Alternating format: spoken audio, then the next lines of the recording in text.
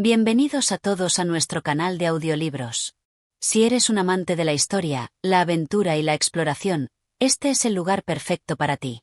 Antes de comenzar con nuestro fascinante viaje por las costas de la Patagonia y los campos de Buenos Aires, te invitamos a suscribirte a nuestro canal, darle un like a este vídeo y activar la campana de notificaciones para que no te pierdas ninguna de nuestras próximas aventuras literarias. Hoy, exploraremos juntos el libro Colección de viajes por las costas de la Patagonia y los campos de Buenos Aires de Pedro de Ángelis.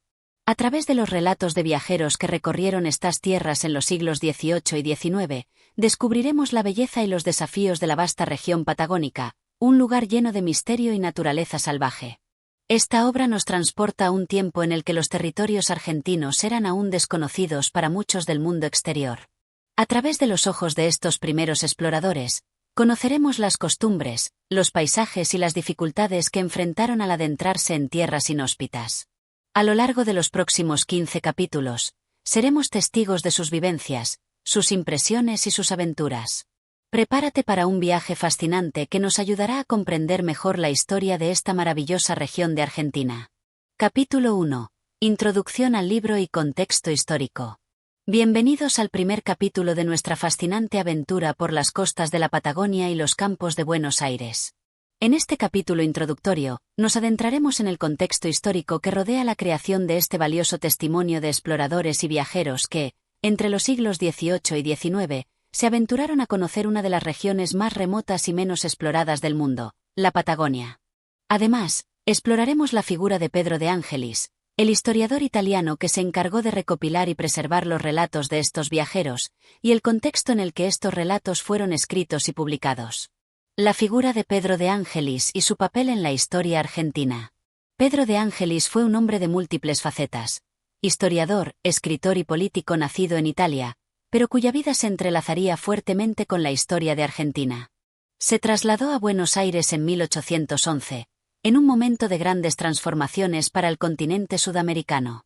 Argentina, por aquel entonces, vivía un proceso de luchas por la independencia, y Ángelis, quien se había formado en la cultura europea, se vio inmediatamente atraído por la historia y los relatos de los primeros viajeros que exploraban el vasto territorio de lo que hoy es Argentina. Ángelis fue uno de los pioneros en la recopilación de documentos y testimonios sobre la historia argentina. Su trabajo más reconocido fue la publicación de su colección de viajes, que constituye no solo un valioso aporte para la historia de la exploración, sino también un punto de partida para entender la geografía, las costumbres y los primeros enfrentamientos entre los habitantes nativos y los europeos. A través de sus escritos, Pedro de Ángelis no solo preservó la memoria histórica de la región, sino que también ofreció una mirada profunda sobre el espíritu de aventura y la tenacidad de aquellos que se lanzaron a explorar territorios desconocidos. Contexto histórico de la Patagonia y los campos de Buenos Aires. La Patagonia, aquella vasta extensión de tierras que se extiende a lo largo del sur de Argentina, fue considerada durante siglos una región mítica, un lugar casi inaccesible y misterioso. Durante los siglos XVIII y XIX, gran parte de esta tierra permaneció sin exploración y era prácticamente desconocida para el resto del mundo. La vasta región patagónica, junto con los campos de Buenos Aires, se convirtió en un área de interés para muchos viajeros que deseaban desentrañar los secretos de este territorio. Al mismo tiempo, el Río de la Plata y Buenos Aires se encontraban en pleno proceso de construcción como capital de una futura nación independiente, y los campos que rodeaban la ciudad comenzaban a poblarse de colonos, pero también eran un lugar de lucha constante contra los pueblos originarios que habitaban la región desde tiempos inmemoriales. El choque de culturas, las expediciones militares y las dificultades geográficas representaban obstáculos tanto para los colonizadores como para los viajeros que intentaban adentrarse en la región. La Patagonia, en particular, era conocida por su geografía inhóspita, sus vastas estepas, sus glaciares y su costa fría y ventosa. Los relatos de los primeros viajeros se convirtieron en una valiosa fuente de información sobre las dificultades de atravesar este territorio, así como sobre los pueblos originarios que habitaban la zona, como los mapuches y los tehuelches. Además, los viajeros mencionaban constantemente la majestuosidad de los paisajes patagónicos y las dificultades que enfrentaban al intentar recorrerlos, debido a la falta de infraestructura, el clima extremo y los territorios agrestes. Por otro lado, los campos de Buenos Aires no solo eran conocidos por su extensión y riqueza natural, sino también por las complejidades sociales y políticas que acompañaban el proceso de colonización. Durante los primeros años de la independencia argentina, la región experimentaba una transición de poder entre las autoridades coloniales y los nuevos gobiernos republicanos, mientras los gauchos, hombres del campo, luchaban por sus derechos y libertad. Los relatos de los viajeros que recorrieron estas tierras también ofrecen una visión única sobre la vida rural en las pampas, las costumbres gauchas y la organización social en los campos. La importancia de los relatos de los viajeros. Los relatos de los viajeros que exploraron las costas patagónicas y los campos de Buenos Aires son de vital importancia, ya que ofrecen una visión de primera mano sobre las realidades de la región en una época en que el conocimiento sobre estos territorios era limitado. Estos viajeros fueron los primeros en documentar detalles sobre la fauna, la flora, las costumbres indígenas, las dificultades del terreno y las primeras impresiones sobre la vida en estas vastas llanuras. Uno de los aspectos más interesantes de estos relatos es cómo, a pesar de las dificultades del viaje, los exploradores se sentían cautivados por la belleza de la región. La Patagonia, con su naturaleza salvaje y sus paisajes imponentes, se convertía para muchos en una fuente de fascinación, y sus descripciones detalladas nos permiten hoy en día viajar en el tiempo y conocer el estado de esas tierras antes de su ocupación definitiva por parte de los colonos. Sin embargo, no todo era admiración. Los relatos también están impregnados de una sensación de incomodidad, de temor ante lo desconocido y de respeto por los peligros que ofrecían estas tierras. La Patagonia, con su clima impredecible y sus territorios implacables, representaba un desafío para los viajeros, que a menudo debían enfrentar enfermedades, hambre, o incluso la hostilidad de los pueblos originarios que se oponían a la invasión de sus tierras. El propósito de la recopilación de Pedro de Ángelis. La colección de viajes de Pedro de Ángelis tiene un propósito claro: preservar los testimonios de aquellos viajeros que, a través de sus relatos, ofrecieron una visión única sobre los territorios de la Patagonia y los campos de Buenos Aires.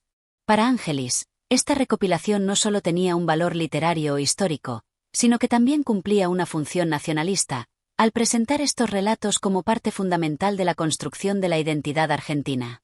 En su obra, Ángelis no solo recopila los relatos de exploradores europeos, sino que también los contextualiza dentro del marco político y social de la época.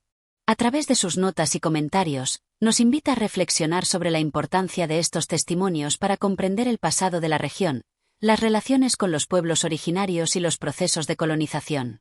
Este primer capítulo establece el marco histórico y la relevancia de la obra de Pedro de Ángelis, dándonos una visión general de las dificultades y descubrimientos que los viajeros enfrentaron al explorar las costas patagónicas y los campos de Buenos Aires. A lo largo de esta obra, se nos ofrece una ventana al pasado, permitiéndonos entender mejor la historia temprana de Argentina, sus paisajes y su gente. Capítulo 2. Primeros viajeros y la exploración de las costas patagónicas. En este capítulo nos adentramos en los primeros relatos de viajeros que se aventuraron por las costas de la Patagonia, una región que para muchos representaba un territorio casi desconocido, peligroso y lleno de enigmas. Estos viajeros, provenientes principalmente de Europa, llegaron a las costas patagónicas durante los siglos XVIII y XIX, impulsados por el deseo de explorar tierras inexploradas, la necesidad de encontrar nuevas rutas comerciales y, en muchos casos, por el afán de expansión territorial de las potencias coloniales. La llegada de los primeros exploradores a la Patagonia. La historia de la exploración de la Patagonia está marcada por una constante lucha entre el deseo humano de conquistar lo desconocido y las dificultades que el territorio ofrecía. Uno de los primeros en dejar constancia de su paso por la región fue el navegante español Alonso de Chaves, quien en 1526, durante una expedición al Río de la Plata, navegó a lo largo de las costas patagónicas. Sin embargo, su viaje fue solo una breve incursión, ya que la falta de información sobre la región y las condiciones adversas del terreno obligaron a los exploradores a regresar rápidamente. A lo largo del siglo XVII, varias expediciones españolas siguieron intentando explorar la región, pero fueron pocos los que lograron documentar con precisión lo que encontraban. En este contexto, los relatos de los viajeros se convirtieron en una fuente invaluable para conocer cómo los primeros europeos percibían la región. Los relatos de los viajeros y las dificultades del viaje. Los testimonios de los primeros viajeros que se adentraron en la Patagonia, como el capitán Fernando de Magallanes y su tripulación, son especialmente interesantes porque revelan no solo las maravillas naturales de la región, sino también las numerosas dificultades que enfrentaron. La vasta extensión de la Patagonia, con su clima inhóspito, sus frías aguas y sus costas llenas de peligros, representaba un desafío para los exploradores. Los relatos de estos primeros viajeros nos hablan de un paisaje desolado, con costas abruptas y montañas imponentes que, en muchos casos, impedían el paso.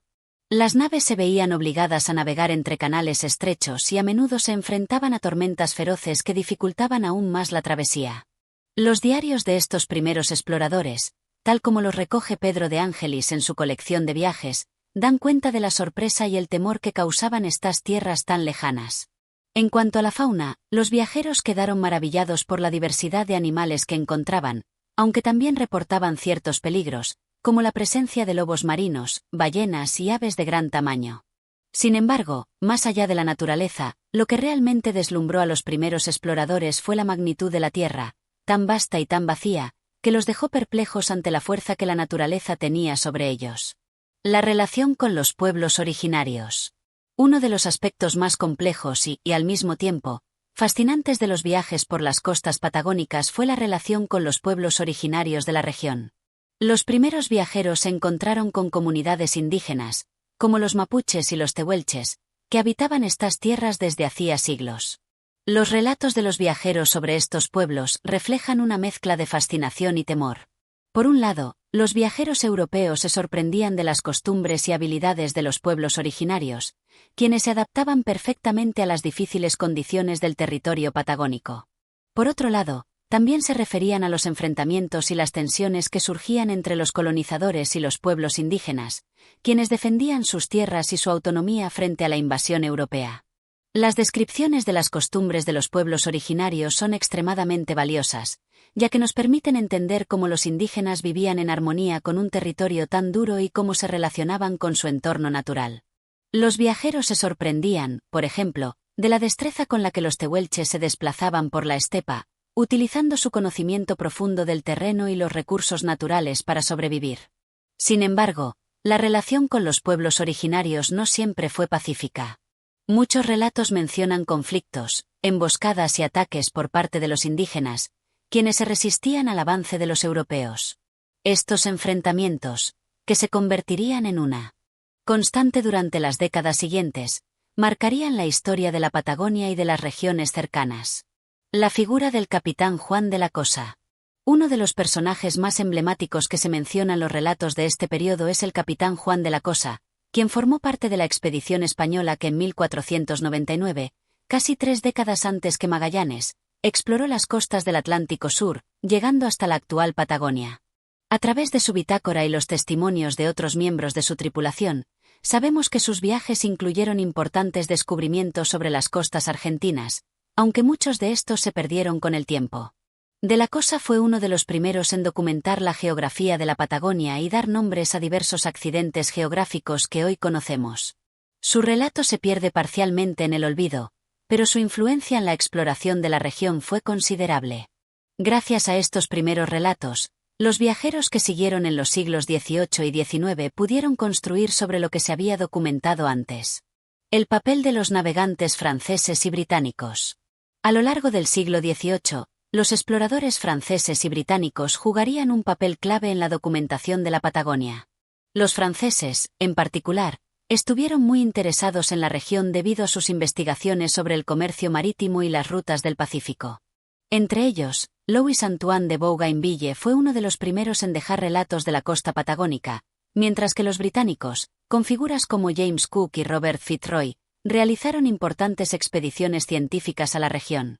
Estos viajes contribuyeron enormemente a nuestra comprensión de la geografía y la fauna de la Patagonia. Las costas patagónicas en los relatos de la época. A través de la recopilación de Ángelis, podemos acceder a los testimonios de aquellos que llegaron a las costas patagónicas y se enfrentaron a los desafíos del territorio. Desde los relatos de los primeros navegantes, hasta las crónicas de exploradores más cercanos a la independencia argentina, este capítulo nos presenta las primeras descripciones de un mundo salvaje y lejano, donde la naturaleza parecía dominar por completo. La diversidad de estos relatos, tan variados en sus enfoques y visiones, nos ofrece una ventana a una época en que la Patagonia era un territorio desconocido, pero al mismo tiempo fascinante. Nos habla de una época de descubrimientos, de conflictos y de la inquebrantable necesidad humana de conocer lo desconocido. Este capítulo pone en perspectiva los primeros intentos por explorar las costas de la Patagonia, mostrando las dificultades y las maravillas que los viajeros encontraron en su camino. La figura de los pueblos originarios, la naturaleza salvaje y las grandes dificultades de la travesía marcan este fascinante periodo de la historia de la región. Capítulo 3. Las rutas comerciales y la consolidación del interés europeo por la Patagonia. En este capítulo, Pedro de Ángelis profundiza en cómo las rutas comerciales y las políticas coloniales del siglo XVIII propiciaron un creciente interés europeo por la Patagonia. Las potencias coloniales, especialmente España, se dieron cuenta del valor estratégico y económico de esta región, tanto por sus recursos naturales como por su ubicación geográfica, que facilitaba el acceso a nuevas rutas comerciales hacia el Pacífico y, más allá, hacia Asia. El auge del comercio y las nuevas rutas. A lo largo del siglo XVIII, el comercio se convirtió en una de las principales motivaciones para la exploración de la Patagonia. Las naciones europeas, como España, Portugal, Inglaterra y Francia, competían ferozmente por dominar los territorios sudamericanos, no solo por su valor territorial, sino por el acceso a los recursos que estas tierras ofrecían. En este contexto, la Patagonia adquirió una relevancia significativa debido a su ubicación estratégica en el extremo sur del continente, que facilitaba el acceso a las aguas del Pacífico y las rutas hacia las Islas Malvinas, que eran codiciadas por su importancia en el comercio de pieles y recursos marinos. A medida que los imperios coloniales aumentaban sus esfuerzos por consolidar su presencia en Sudamérica, la Patagonia fue vista no solo como una región de interés científico y natural, sino también como una tierra prometedora para la explotación comercial. Las especias, los metales preciosos, y especialmente las pieles, fueron algunos de los recursos que los colonizadores buscaban con ahínco. De esta manera, los viajeros comenzaron a trazar rutas comerciales a lo largo de las costas patagónicas, buscando nuevos puertos y anclajes donde pudieran aprovisionarse. Los primeros asentamientos y la competencia por el territorio. La Patagonia fue una región disputada en el siglo XVIII, ya que España no solo competía con las potencias coloniales de Europa, sino también con las expediciones británicas y francesas que estaban explorando el sur del continente. En este periodo, la disputa por las Islas Malvinas, que los británicos denominaron Falkland Islands, se intensificó, ya que ambos países tenían intereses comerciales en la región. Pedro de Ángelis describe cómo las primeras incursiones europeas fueron impulsadas por un afán de establecer asentamientos en el sur, con el fin de consolidar su dominio sobre las rutas comerciales. Sin embargo, las dificultades geográficas y la hostilidad de los pueblos originarios dificultaron enormemente la tarea de los colonizadores. Los viajeros y comerciantes que recorrían las costas patagónicas se encontraban con un terreno escabroso, con abruptos acantilados y un clima impredecible que dificultaba tanto la navegación como el asentamiento en la región. La influencia de los navegantes británicos y franceses.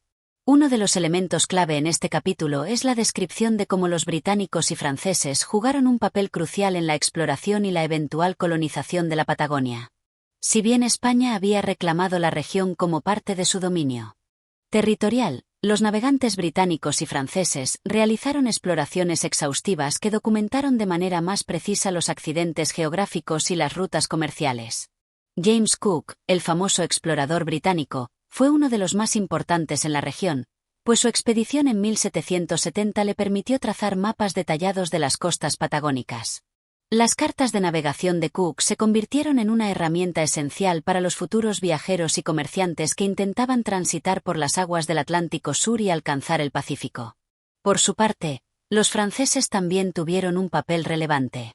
A través de exploraciones lideradas por Louis-Antoine de Bougainville y más tarde por Hippolyte Bouchard, los franceses ampliaron significativamente el conocimiento sobre las costas patagónicas. Bouchard, en particular, llevó a cabo una serie de incursiones en la región, lo que le permitió establecer una ruta de comercio entre las costas argentinas y las islas del Pacífico.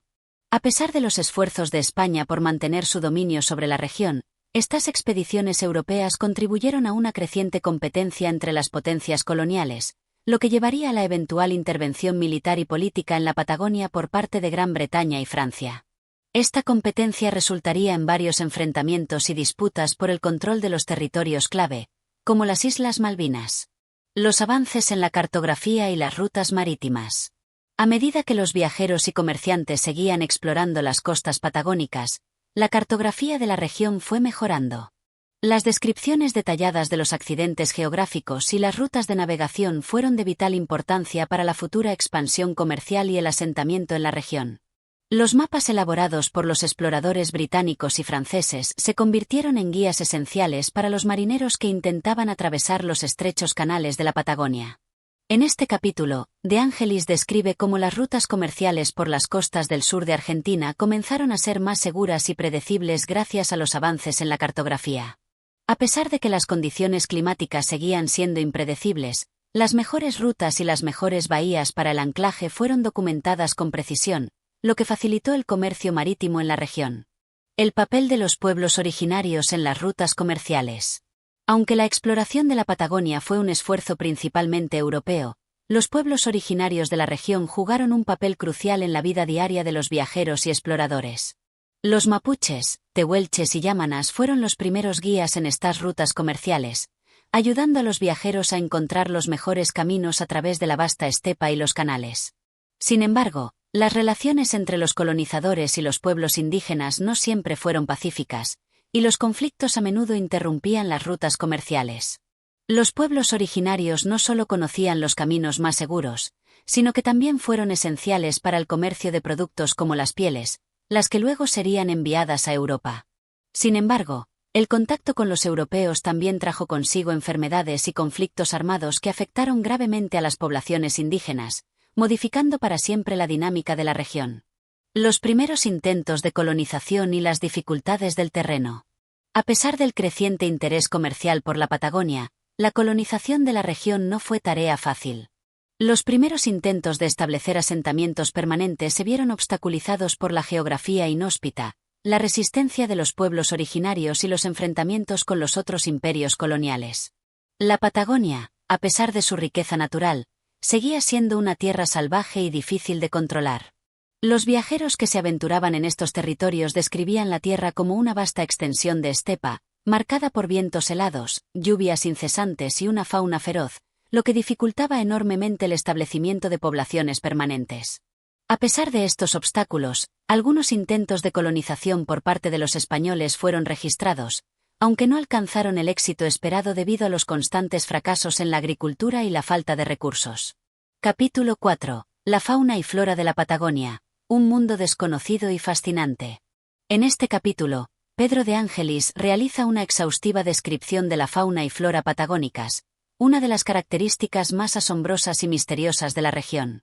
A lo largo de las páginas de este capítulo, se reflejan las observaciones de los primeros viajeros y científicos que tuvieron la oportunidad de adentrarse en la vasta e inhóspita tierra de la Patagonia.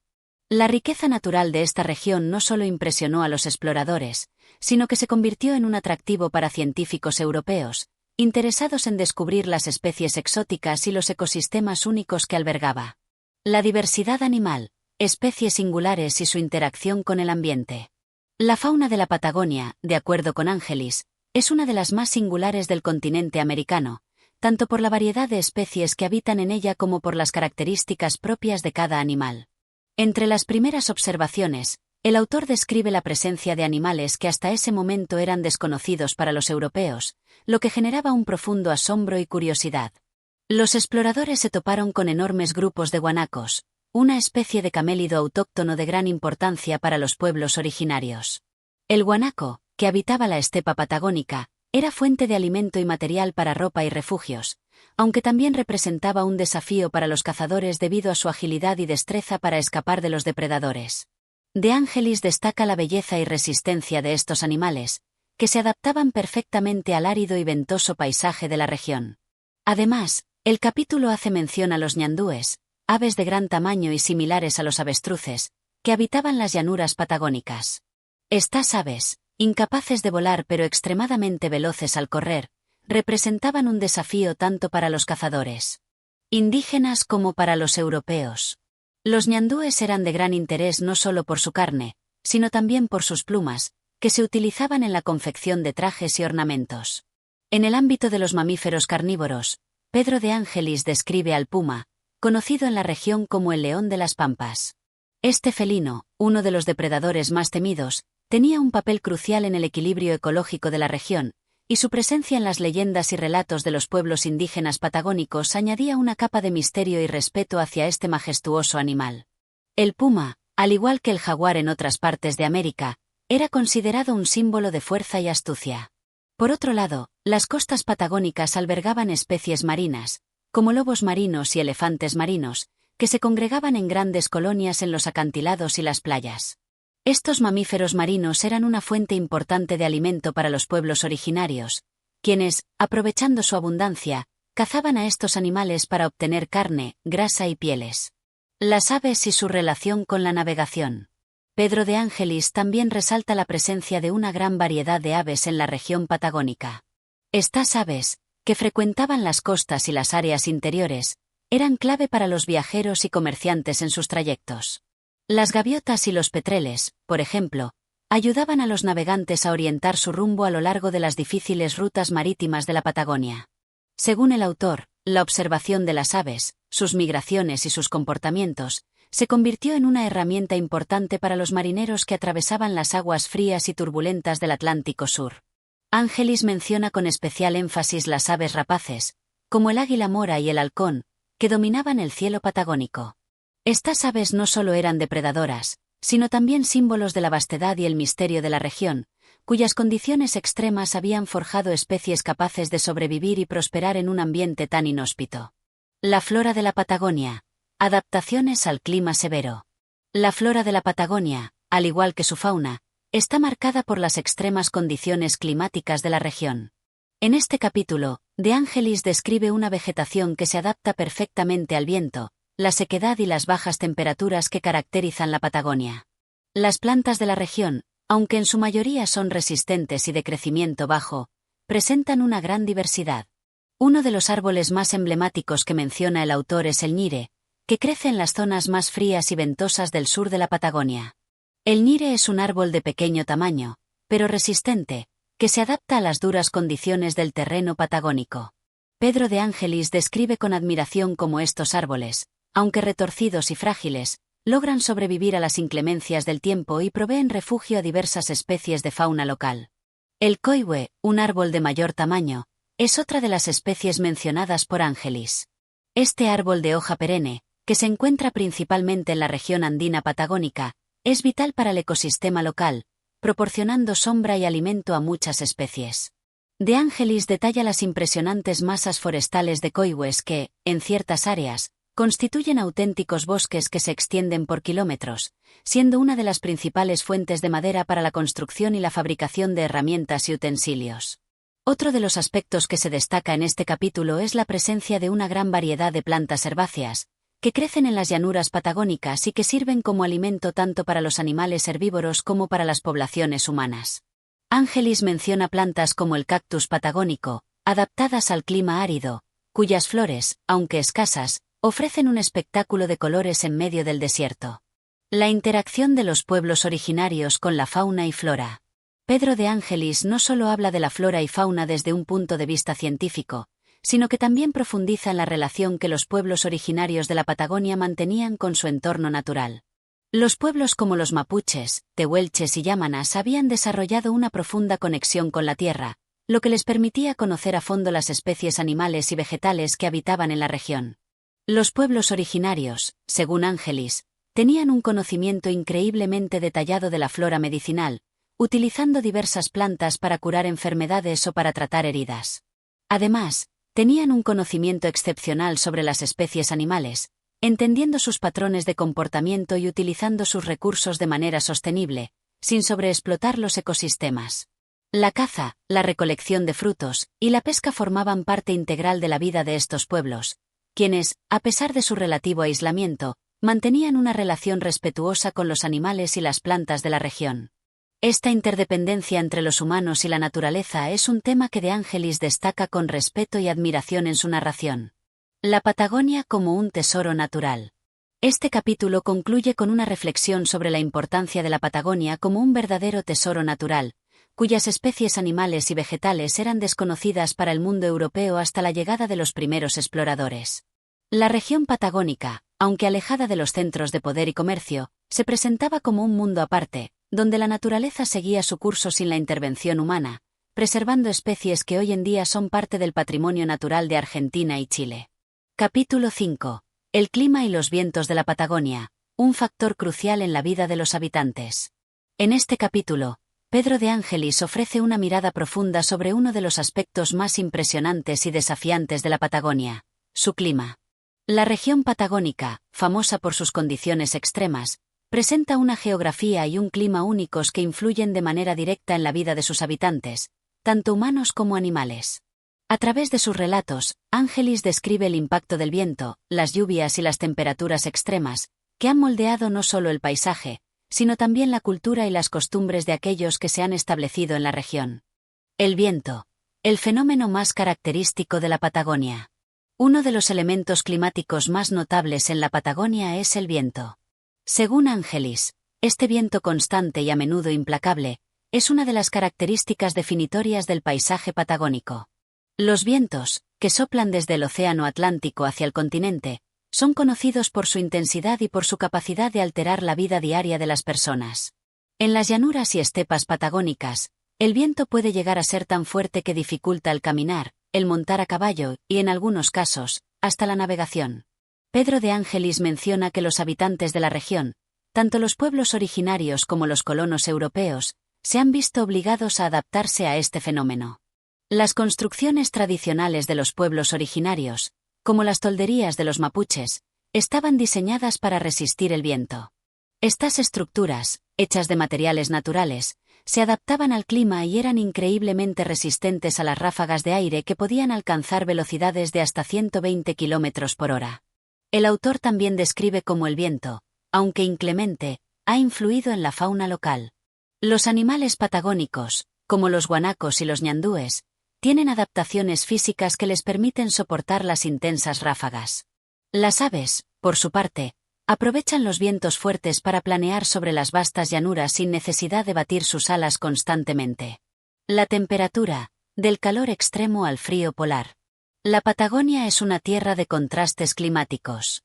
En el extremo sur, el clima es frío y ventoso durante la mayor parte del año, con inviernos largos y gélidos. De Ángelis resalta que, a medida que uno se adentra en las tierras del sur, la temperatura desciende considerablemente.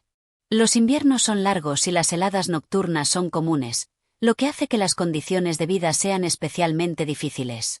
En las regiones más septentrionales de la Patagonia, el clima se vuelve algo más templado, pero aún así, la variabilidad de la temperatura es notable.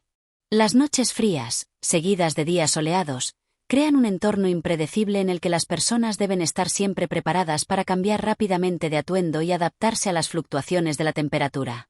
Ángelis menciona las diferencias extremas que pueden presentarse en un solo día. Por la mañana, los viajeros pueden estar enfrentando una fuerte helada, mientras que al mediodía pueden estar sudando por el calor intenso del sol patagónico. Este cambio radical de temperatura hace que el clima patagónico sea un desafío constante, especialmente para los colonos europeos que no estaban acostumbrados a tales condiciones. La lluvia y la humedad, la rareza de las precipitaciones. Otro aspecto crucial del clima patagónico es la escasa cantidad de lluvia que recibe la región. De Ángelis señala que, a pesar de la vastedad de la Patagonia, las precipitaciones son muy poco frecuentes y suelen concentrarse en las zonas más cercanas a la cordillera de los Andes, donde los vientos húmedos provenientes del Océano Pacífico se encuentran con la barrera montañosa. En estas zonas, la lluvia es más común, creando bosques densos y una vegetación más exuberante en comparación con las zonas secas de la región este. Sin embargo, la escasez de lluvias crea un desafío adicional para los habitantes de la Patagonia, que deben depender de los pocos cursos de agua para satisfacer sus necesidades. Las vastas llanuras de la estepa, que dominan la geografía de la región, son áridas y desoladas, con muy poca vegetación que pueda proporcionar sombra o refugio contra el calor del sol o el frío de la noche. A pesar de la falta de lluvias, la región experimenta una alta humedad en muchas áreas, especialmente en las cercanías de los glaciares y los grandes lagos patagónicos. Esta humedad constante genera un ambiente que puede resultar incómodo para quienes no están acostumbrados a ella, pues la humedad penetra en la ropa y afecta a las personas y animales de manera considerable. El impacto del clima en la vida cotidiana de los habitantes. El clima de la Patagonia tiene un impacto profundo en la vida diaria de sus habitantes, tanto en los pueblos originarios como en los colonos. Los primeros, que han vivido en la región durante siglos, han desarrollado una serie de estrategias para lidiar con las extremas condiciones climáticas. La construcción de viviendas adaptadas al viento y al frío, el uso de ropa gruesa y de pieles de animales, y el conocimiento profundo de los ciclos de la naturaleza son algunos de los medios que les permiten sobrevivir en este entorno tan desafiante. Los colonos europeos, por su parte, tuvieron que aprender a adaptarse rápidamente a estas condiciones. La vida en las estancias y en las pequeñas comunidades era difícil, pero quienes lograban adaptarse se beneficiaban de la rica tierra y los recursos naturales que ofrecía la región. El clima, aunque hostil, también les daba la oportunidad de desarrollar actividades como la ganadería y la agricultura en las zonas más templadas, siempre bajo el desafío constante de las inclemencias del tiempo. La influencia del clima en la navegación y el comercio. Pedro de Ángelis también hace referencia a cómo el clima patagónico afecta a la navegación y al comercio en la región. Los vientos fuertes y la variabilidad de las condiciones meteorológicas hacen que las rutas marítimas de la Patagonia sean extremadamente peligrosas, especialmente para aquellos que intentaban atravesar el estrecho de Magallanes. Los navegantes, conscientes de la dureza del clima, debían planificar cuidadosamente sus rutas y estar preparados para cualquier cambio brusco en el clima. Las condiciones climáticas también afectan al comercio en la región. La escasez de rutas fáciles y la dificultad de acceder a las tierras interiores complicaban la comunicación entre las distintas partes de la Patagonia. Sin embargo, el comercio marítimo en las costas patagónicas seguía siendo una actividad vital para los colonos y para los pueblos originarios que intercambiaban bienes y recursos a lo largo de las rutas establecidas. La Patagonia como un desafío climático. Pedro de Ángelis concluye este capítulo subrayando que, a pesar de las duras condiciones climáticas, la Patagonia sigue siendo una de las regiones más fascinantes y admiradas del continente. El viento, el frío, la lluvia escasa y la humedad constante son parte del carácter indomable de esta tierra. A pesar de las dificultades que impone el clima, la Patagonia sigue siendo un refugio para aquellos dispuestos a afrontar sus retos y explorar sus vastos y desconocidos paisajes. Capítulo 6. La fauna y flora de la Patagonia, un mundo salvaje y fascinante. En este capítulo, Pedro de Ángelis describe de manera minuciosa y apasionada la fauna y flora únicas que pueblan la región patagónica. La Patagonia, por su extensión y variedad geográfica, alberga una biodiversidad asombrosa que ha sido testigo de la evolución de especies adaptadas a uno de los climas más extremos del planeta. Desde los imponentes mamíferos que deambulan por las llanuras hasta las aves que surcan los cielos en busca de comida, la región es un verdadero santuario de vida silvestre. La fauna terrestre. Habitantes de la estepa y los bosques. Ángelis comienza su narración destacando a los mamíferos que habitan la Patagonia. La región es conocida por su amplia variedad de animales, que se han adaptado a las duras condiciones climáticas y geográficas. Entre los más representativos se encuentran el guanaco, el ñandú y el puma. El guanaco, un camélido de tamaño mediano, es una de las especies más emblemáticas de la Patagonia. Ángelis describe a este animal como un ser ágil y rápido, capaz de moverse a gran velocidad a través de las llanuras abiertas de la estepa. Es un animal que, a pesar de su aspecto dócil, tiene una gran capacidad para defenderse de los predadores. Los guanacos son de vital importancia para la fauna local, ya que su carne es una fuente de alimento para los pueblos originarios y otros depredadores como los pumas. El ñandú, un ave no voladora, también es común en la región. Ángelis relata cómo estos enormes pájaros, similares al avestruz, deambulan en grandes grupos por las llanuras. El ñandú es conocido por su comportamiento errático y rápido, lo que lo convierte en un desafío para los cazadores que intentan capturarlo. A pesar de no poder volar, el ñandú es un corredor formidable y su capacidad para escapar de los depredadores lo ha convertido en un símbolo de la supervivencia en la Patagonia.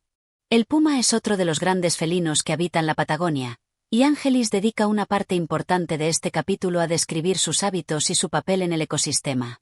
Este depredador, sigiloso y astuto, caza en solitario y es conocido por su habilidad para moverse por terrenos escarpados.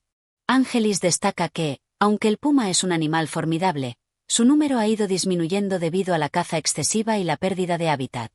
Entre otros mamíferos que habitan la Patagonia, Ángelis menciona al zorro gris, al armadillo, y a varias especies de roedores, que son esenciales en el equilibrio ecológico de la región. La fauna marina. Habitantes del mar y las costas. Ángelis también dedica una sección de su capítulo a la fauna marina que habita las costas patagónicas. La región es hogar de una gran cantidad de especies marinas, entre ellas ballenas, lobos marinos y pingüinos, que han adaptado sus vidas a las aguas frías del Atlántico Sur. Las ballenas francas del sur son uno de los mayores atractivos de la Patagonia, especialmente en la zona de Península Valdés, donde migran anualmente para dar a luz a sus crías. Ángelis describe con admiración la majestuosidad de estos gigantes del mar, que llegan a medir hasta 16 metros de largo. Durante su visita a la región, Ángelis relata cómo pudo observarlas desde las costas, describiendo su comportamiento pacífico y su habilidad para navegar por las aguas gélidas del océano. Los lobos marinos también tienen un papel central en la fauna costera de la Patagonia. Ángelis los describe como animales de gran tamaño, con cuerpos robustos y una gran capacidad para nadar.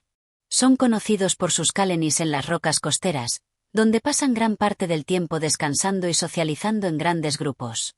El autor relata cómo el sonido de los lobos marinos puede escucharse a lo lejos, una señal de la abundancia de vida que habita las costas. El pingüino de Magallanes, otra de las especies más emblemáticas de la Patagonia, también es una de las criaturas marinas más fascinantes descritas por Ángelis. Estos pingüinos, con su plumaje blanco y negro, son conocidos por sus migraciones a lo largo de la costa patagónica. Ángelis relata cómo en la temporada de cría, miles de pingüinos se agrupan en grandes colonias para proteger sus nidos y criar a sus polluelos. Aunque no son tan conocidos por su habilidad para volar, los pingüinos de Magallanes son excelentes nadadores y pasan la mayor parte de su vida en el agua. La flora patagónica, adaptación a un clima severo. El capítulo también ofrece una visión detallada sobre la vegetación que caracteriza la Patagonia, una región donde la flora ha tenido que adaptarse a las duras condiciones climáticas, especialmente al viento constante y a la escasez de agua en muchas zonas. Ángelis describe los bosques del sur de la Patagonia, que están dominados por especies como el coihue y el ñire, árboles que tienen la capacidad de resistir tanto el viento como el frío intenso. Estos bosques, aunque dispersos, proporcionan un refugio crucial para muchas especies animales y sirven de hábitat para una variedad de aves, insectos y mamíferos. En las regiones más áridas de la Patagonia, la vegetación es mucho más escasa. Ángelis observa cómo la estepa patagónica está dominada por arbustos bajos y pastos que son resistentes a la sequedad y al viento. Estas plantas, aunque modestas, son esenciales para mantener el equilibrio ecológico de la región, ya que sirven de alimento para muchos animales herbívoros como los guanacos y los ñandúes. El autor también menciona algunas especies de cactus y suculentas, que crecen en las zonas más áridas, y cómo estas plantas han desarrollado una serie de adaptaciones para almacenar agua y sobrevivir en un entorno tan hostil. Interacciones entre fauna y flora, un equilibrio delicado. Pedro de Ángelis destaca la interacción entre la fauna y la flora en la Patagonia, donde los animales dependen de las plantas para alimentarse y las plantas, a su vez, dependen de los animales para su dispersión y reproducción. Esta relación simbiótica ha permitido que la vida en la Patagonia prospere, a pesar de las condiciones adversas. El autor también señala que, aunque la biodiversidad de la región es rica, la Patagonia enfrenta numerosas amenazas, tanto naturales como humanas. La caza furtiva, la deforestación y la expansión de las actividades humanas han puesto en peligro algunas especies de animales y plantas.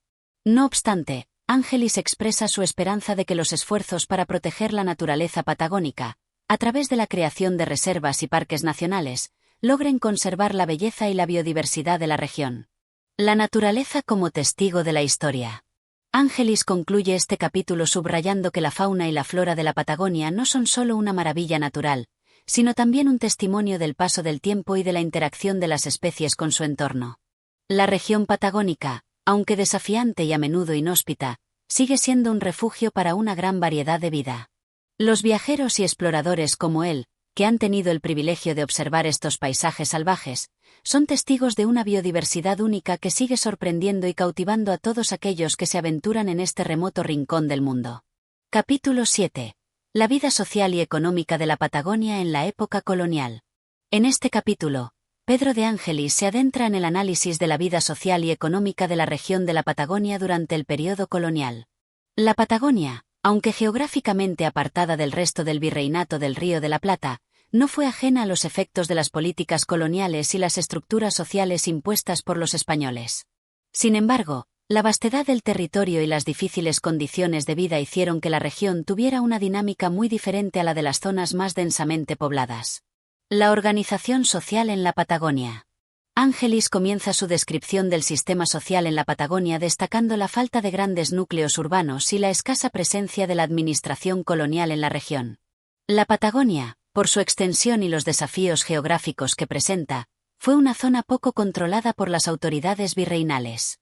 A pesar de ello, la presencia de los pueblos originarios, como los mapuches, tehuelches y onas, continuaba siendo una característica dominante de la región. Los pueblos originarios tenían una organización social muy diferente a la de los colonos europeos. Cada grupo o tribu tenía su propia estructura, basada en una jerarquía tribal y en la relación con la tierra, el mar y los animales. La vida de estos pueblos estaba marcada por un equilibrio entre las necesidades económicas, como la caza, la pesca y la recolección, y las costumbres espirituales. A pesar de la llegada de los españoles, los pueblos originarios de la Patagonia mantuvieron su resistencia a las imposiciones coloniales, lo que hizo que la relación con los colonos fuera, en muchos casos, tensa y conflictiva. Ángelis relata que las primeras expediciones españolas tuvieron que enfrentarse a la resistencia de los pueblos indígenas, que defendían con firmeza su territorio. Sin embargo, la relación entre los pueblos originarios y los colonos no siempre fue hostil. Existen relatos de intercambios culturales y comerciales, aunque estos fueron poco frecuentes debido a la lejanía de la región y las dificultades logísticas. La economía colonial en la Patagonia. La economía en la Patagonia colonial estuvo principalmente centrada en la explotación de los recursos naturales. En comparación con el resto de las colonias, donde las plantaciones y la minería eran actividades principales, la Patagonia era una región más orientada a la ganadería y la pesca.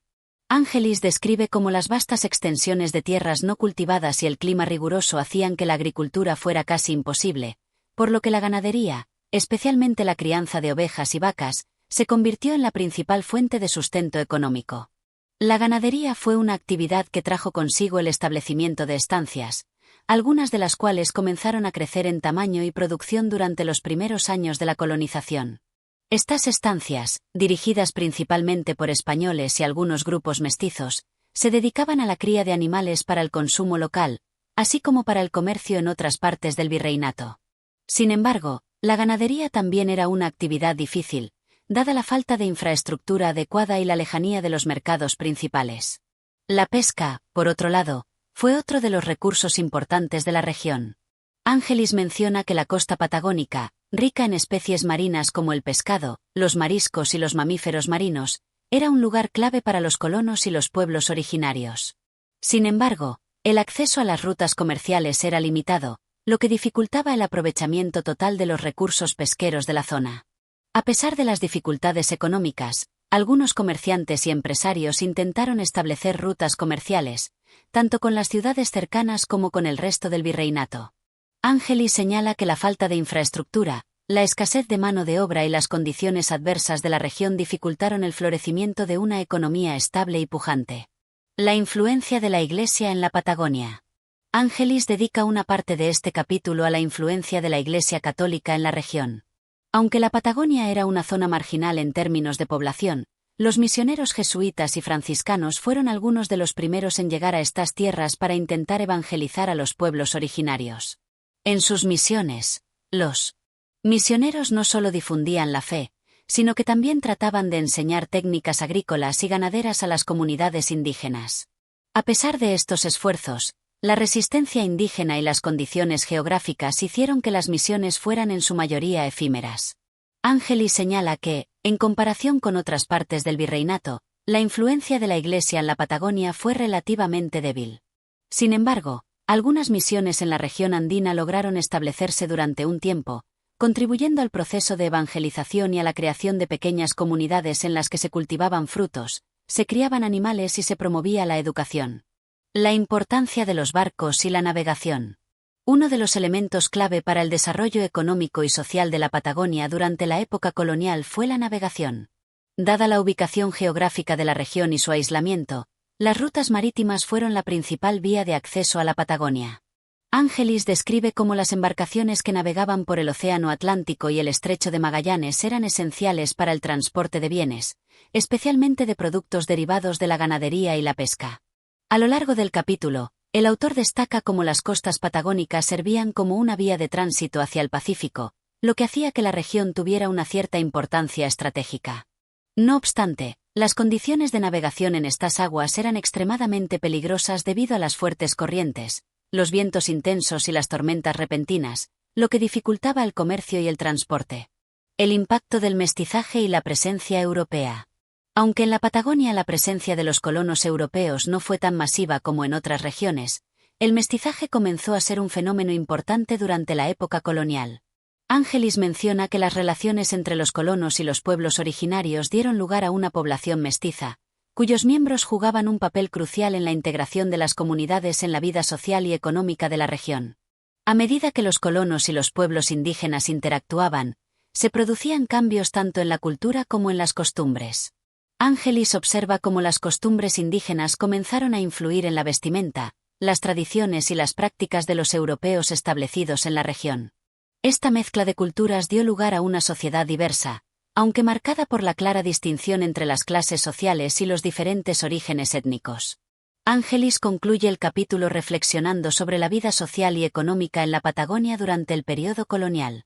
Aunque la región experimentó un desarrollo limitado debido a su aislamiento geográfico y la dureza de las condiciones climáticas, la Patagonia fue testigo de un proceso de transformación que preparó el terreno para los cambios futuros. El autor sugiere que la complejidad de la región y sus habitantes, tanto indígenas como europeos, hizo de la Patagonia un lugar único, donde las interacciones entre culturas y la lucha por la supervivencia marcaron el destino de la región. Este capítulo no solo ofrece una mirada profunda sobre la vida social y económica en la Patagonia, sino que también plantea una reflexión sobre los desafíos y las oportunidades que ofrecía esta vasta y remota región durante la época colonial. Capítulo 8. Los caminos y rutas de la Patagonia. El desafío de la comunicación en la vastedad. Este capítulo se adentra en el complejo y desafiante sistema de comunicación y transporte en la Patagonia durante el periodo colonial. Pedro de Ángelis describe con detalle las dificultades que enfrentaron los primeros exploradores y colonos para establecer rutas viables en una región vasta, escasamente poblada y con una geografía extremadamente difícil. La extensión y el aislamiento de la Patagonia. La Patagonia, con su vasto territorio que abarca desde el río Colorado hasta el estrecho de Magallanes, representaba un desafío de dimensiones imponentes para los colonos que intentaban asentarse allí. Ángelis destaca cómo la lejanía de las zonas más pobladas del virreinato hacía que la región estuviera relativamente aislada, tanto en términos de comercio como de administración. A diferencia de otras áreas del virreinato, donde las ciudades estaban interconectadas por caminos relativamente desarrollados, la Patagonia carecía de la infraestructura básica que facilitara los desplazamientos. La naturaleza agreste, con sus montañas, mesetas y costas peligrosas, complicaba aún más el acceso a esta región. Ángelis subraya cómo la falta de caminos bien definidos y la inexistencia de puentes sobre los ríos más caudalosos obligaban a los viajeros a buscar rutas improvisadas. Las distancias eran tan grandes que los viajes entre poblados o entre la costa y el interior podían durar semanas o incluso meses, dependiendo de las condiciones del clima y del terreno. Las rutas marítimas, la vía más segura. A pesar de las dificultades de transporte terrestre, las rutas marítimas fueron esenciales para la comunicación y el comercio en la Patagonia. Ángelis menciona cómo los barcos y las embarcaciones pequeñas se convirtieron en la principal vía de acceso a las ciudades y estancias de la región. El autor describe cómo las costas patagónicas, que se extienden a lo largo de un litoral irregular y lleno de bahías y golfos, ofrecían oportunidades para la navegación, aunque también representaban un reto debido a las condiciones climáticas extremas. Los vientos fuertes y las tormentas repentinas podían poner en peligro a las embarcaciones, lo que hacía que los viajes fueran largos y arriesgados. Ángelis explica que la navegación por el estrecho de Magallanes, por ejemplo, era fundamental para conectar el Atlántico con el Pacífico, pero al mismo tiempo, este estrecho paso estaba lleno de peligros, no solo debido a los vientos y las corrientes, sino también por las formaciones rocosas y las aguas traicioneras. A pesar de estos desafíos, los barcos seguían siendo el medio de transporte más eficaz para acceder a la Patagonia. De hecho, la zona fue explorada en gran parte por marinos y exploradores que viajaban desde los puertos de Buenos Aires, Montevideo y otras ciudades cercanas. Los caminos terrestres. La lucha contra el terreno agreste. El transporte por tierras patagónicas era aún más difícil que la navegación, debido a la geografía hostil de la región. El desierto patagónico, con sus vastas llanuras cubiertas de matorrales y arbustos espinosos, dificultaba la circulación de carros y carretas. Además, el clima extremo, con inviernos severos y veranos calurosos, hacía que los viajes fueran extenuantes. Angelis menciona que, a pesar de los esfuerzos de los primeros colonos por crear caminos que conectaran las zonas más importantes de la región, estos no fueron más que rutas rudimentarias, en su mayoría trazadas por los gauchos y las caravanas de ganado. Los carros de bueyes eran los vehículos más utilizados, pero estos también se veían limitados por las condiciones del terreno, que a menudo dejaban los caminos intransitables durante las lluvias o las tormentas de nieve. Las rutas hacia el interior de la Patagonia, como el trayecto que conectaba Buenos Aires con las ciudades de Mendoza o San Juan, eran igualmente complicadas. La falta de caminos pavimentados y la escasa presencia de puentes sobre los ríos obligaban a los viajeros a cruzar valles, mesetas y montañas sin ningún tipo de señalización o infraestructura adecuada. La importancia de las estancias y las señales de los caminos. Las estancias en la Patagonia jugaron un papel crucial como puntos de apoyo en los viajes largos. Angelis señala que las estancias no solo proporcionaban alimentos y refugio a los viajeros, sino que también servían como puntos de referencia a lo largo de las rutas. Los gauchos y los arrieros conocían las mejores rutas, las más seguras y las que evitaban los puntos más peligrosos, como los ríos crecidos o las zonas con maleza densa.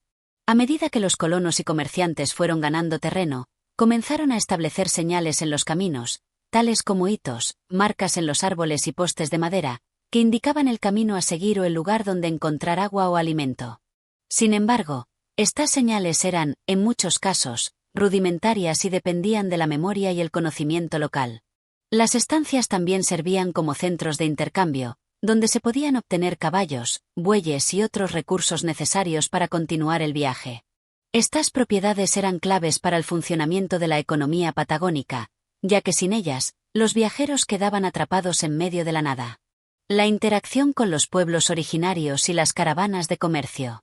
Un aspecto importante que Angelis describe en este capítulo es la interacción con los pueblos originarios, quienes desempeñaron un papel crucial en la creación y el mantenimiento de las rutas comerciales.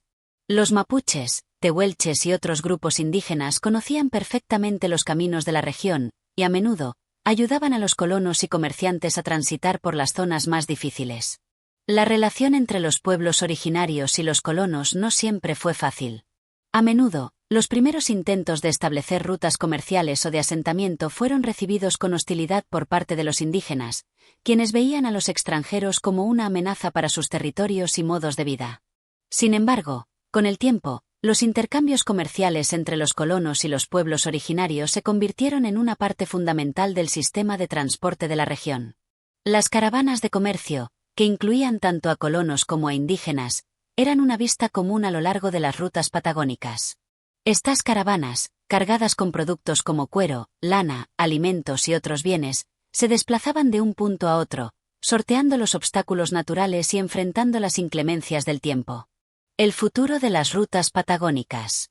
Angelis concluye este capítulo reflexionando sobre el futuro de las rutas de la Patagonia, destacando que, a pesar de las dificultades y los retos, la región continuaría siendo clave para el desarrollo económico y social del país. Si bien las rutas terrestres seguían siendo rudimentarias, el autor prevé que, con el tiempo, la Patagonia se conectaría de manera más efectiva con el resto del virreinato, lo que facilitaría el comercio y la colonización de la región. En sus reflexiones, Angelis también menciona cómo las rutas marítimas seguirían siendo fundamentales para la región, aunque las mejoras en las infraestructuras y la creciente interacción con otras regiones podrían hacer que los caminos terrestres tuvieran un papel más destacado en el futuro. Este capítulo de Pedro de Angelis nos ofrece una profunda reflexión sobre los retos que enfrentaron los primeros colonos y exploradores de la Patagonia. La región, con su geografía inhóspita y su aislamiento, representaba un desafío constante, pero también una oportunidad para aquellos dispuestos a enfrentar las dificultades del camino. Capítulo 9. El clima y sus efectos en la vida cotidiana de la Patagonia. En este capítulo, Pedro de Angelis se adentra en uno de los aspectos más complejos y determinantes de la vida en la Patagonia: el clima. La región patagónica, caracterizada por su vastedad y diversidad geográfica, presenta una serie de condiciones climáticas extremas que influyen profundamente en la vida diaria, los hábitos de los pobladores y las estrategias utilizadas para adaptarse a estos cambios constantes. El clima extremo de la Patagonia, un desafío continuo. Ángelis comienza el capítulo describiendo la naturaleza extrema del clima patagónico, que varía considerablemente entre la región atlántica y la occidental. La vastedad del territorio, Combinada con su ubicación en el extremo sur del continente, hace que el clima sea una de las principales características de la región. Una de las primeras observaciones que hace Ángelis es la inestabilidad climática, que se manifiesta en cambios abruptos de temperatura, vientos violentos, lluvias frecuentes y, en algunos casos, nieve. A lo largo del año, la variabilidad climática es una constante, lo que convierte a la Patagonia en una de las regiones más difíciles de habitar y colonizar. Las características más sobresalientes del clima patagónico incluyen vientos fuertes y persistentes. La Patagonia es conocida por sus fuertes vientos, que soplan durante todo el año, pero especialmente en primavera y otoño. Estos vientos, que pueden alcanzar velocidades de hasta 100 km por hora, son capaces de transformar el paisaje, arrancando árboles, moviendo arena y, en algunos casos, dificultando incluso el caminar. Lluvias irregulares y escasas. Aunque las lluvias no son constantes en toda la Patagonia, Ángelis señala que las zonas occidentales, más cercanas a los Andes, son más lluviosas, mientras que las regiones orientales, cercanas al Atlántico, experimentan periodos largos de sequía. Las lluvias, cuando ocurren, tienden a ser intensas y repentinamente torrenciales, lo que puede ocasionar inundaciones. Temperaturas extremas. El clima patagónico varía ampliamente, con inviernos fríos y veranos relativamente cálidos, pero con grandes fluctuaciones de temperatura durante todo el año. Las temperaturas en invierno pueden bajar por debajo de los 10 grados bajo cero, mientras que en verano, en las áreas más bajas y protegidas, pueden ascender a 30 grados. Sin embargo, la diferencia de temperatura entre el día y la noche puede ser considerable, especialmente en las zonas de meseta. Los efectos del clima en las actividades cotidianas. El autor subraya cómo el clima afecta profundamente las actividades de la vida cotidiana en la Patagonia. Las labores agrícolas, las actividades ganaderas y la interacción social en la región estaban fuertemente influenciadas por la imprevisibilidad climática. La ganadería y los vientos. La vida ganadera, que era central en la economía de la región, se veía directamente afectada por los vientos. Estos vientos constantes dificultaban el manejo del ganado y la construcción de cercos y otras estructuras. Los gauchos, expertos en la región, desarrollaron técnicas especiales para manejar a los animales en estas condiciones, pero aún así, las tormentas de viento podían poner en peligro a los rebaños, especialmente si los animales no lograban encontrar refugio. El comercio y las rutas marítimas. El clima también impactaba las rutas comerciales y las navegaciones por las costas. Ángelis menciona que los barcos que llegaban a la Patagonia debían estar bien preparados para enfrentar los vientos fuertes y las tormentas repentinas. Las rutas marítimas eran fundamentales, pero las condiciones atmosféricas hacían que los viajes fueran lentos y peligrosos. Las embarcaciones que operaban en la región requerían tripulaciones experimentadas, acostumbradas a la lucha constante contra los elementos. La agricultura en la Patagonia. Ángelis describe cómo las temperaturas extremas y la escasez de agua hacían que la agricultura fuera una tarea ardua. Las heladas eran frecuentes, y la escasa precipitación en algunas zonas impedía el cultivo de muchos productos, limitando las opciones de sustento de los primeros colonos. La agricultura en la Patagonia no solo dependía de las estaciones, sino también de las vicisitudes climáticas diarias. La adaptación de los pobladores y la importancia de la resiliencia. El autor pone énfasis en la adaptabilidad de los habitantes de la Patagonia, quienes, a pesar de las adversidades del clima, han logrado sobrellevar las dificultades de la región.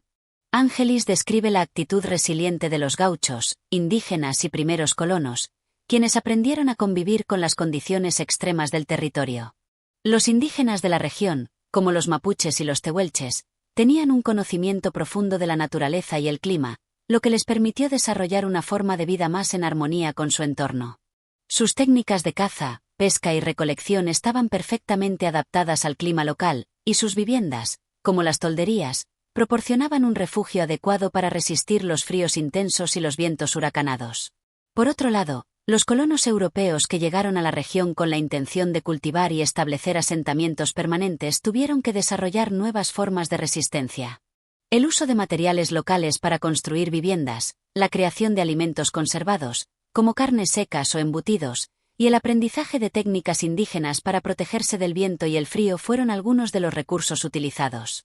el cambio climático y sus perspectivas. En la parte final del capítulo, Ángelis reflexiona sobre los posibles cambios climáticos que podrían ocurrir en la región. Aunque el clima de la Patagonia era impredecible, él señala que los colonos empezaban a hacer mejoras tecnológicas y de infraestructura que podrían alterar, de alguna manera, las condiciones de vida en la región. Sin embargo, Ángelis también advierte que, a pesar de estos avances, el clima patagónico seguiría siendo un desafío constante, y las personas tendrían que mantenerse siempre alertas ante las posibles variaciones repentinas del tiempo. El autor concluye que el clima de la Patagonia es tan inmutable como la propia región y que cualquier intento de dominarla completamente sería vano. Este capítulo nos da una visión profunda y detallada de cómo el clima en la Patagonia no solo era un obstáculo, sino también un elemento fundamental que daba forma a la vida y a la cultura de los habitantes de la región. La relación entre los seres humanos y el clima se muestra como una lucha constante, pero también una adaptación, donde la resiliencia y la sabiduría local jugaron un papel crucial en la supervivencia y el desarrollo de la región.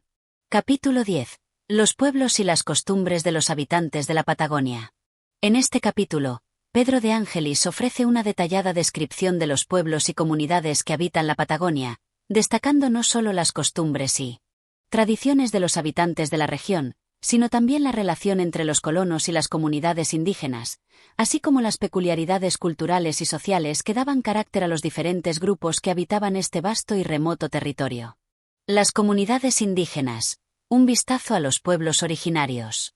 Uno de los puntos clave del capítulo es la importancia de los pueblos originarios en la Patagonia, cuya presencia ha sido fundamental desde tiempos precolombinos. Ángelis realiza un recorrido por las diversas naciones indígenas que habitan la región, describiendo sus costumbres, creencias y formas de vida. En particular, se enfoca en los pueblos mapuches, tehuelches y selknam, cuya historia y cultura tuvieron un impacto duradero en la región patagónica. Los mapuches. Ángelis describe a los mapuches como un pueblo nómada que habitaba las vastas llanuras y bosques del sur de Chile y Argentina. Son conocidos por su habilidad en la caza y la pesca, así como por su destreza en el trabajo con tejidos y la fabricación de cerámica. Además, los mapuches poseían una estructura social compleja, con líderes tribales que dirigían las comunidades y defendían sus tierras contra los invasores. Los tehuelches. Otro grupo destacado en el relato son los tehuelches, cuya forma de vida estaba profundamente influenciada por el ciclo estacional de los animales que cazaban. Los tehuelches eran hábiles en la caza del guanaco, un camélido de la región, y también aprovechaban los recursos marinos en las zonas costeras.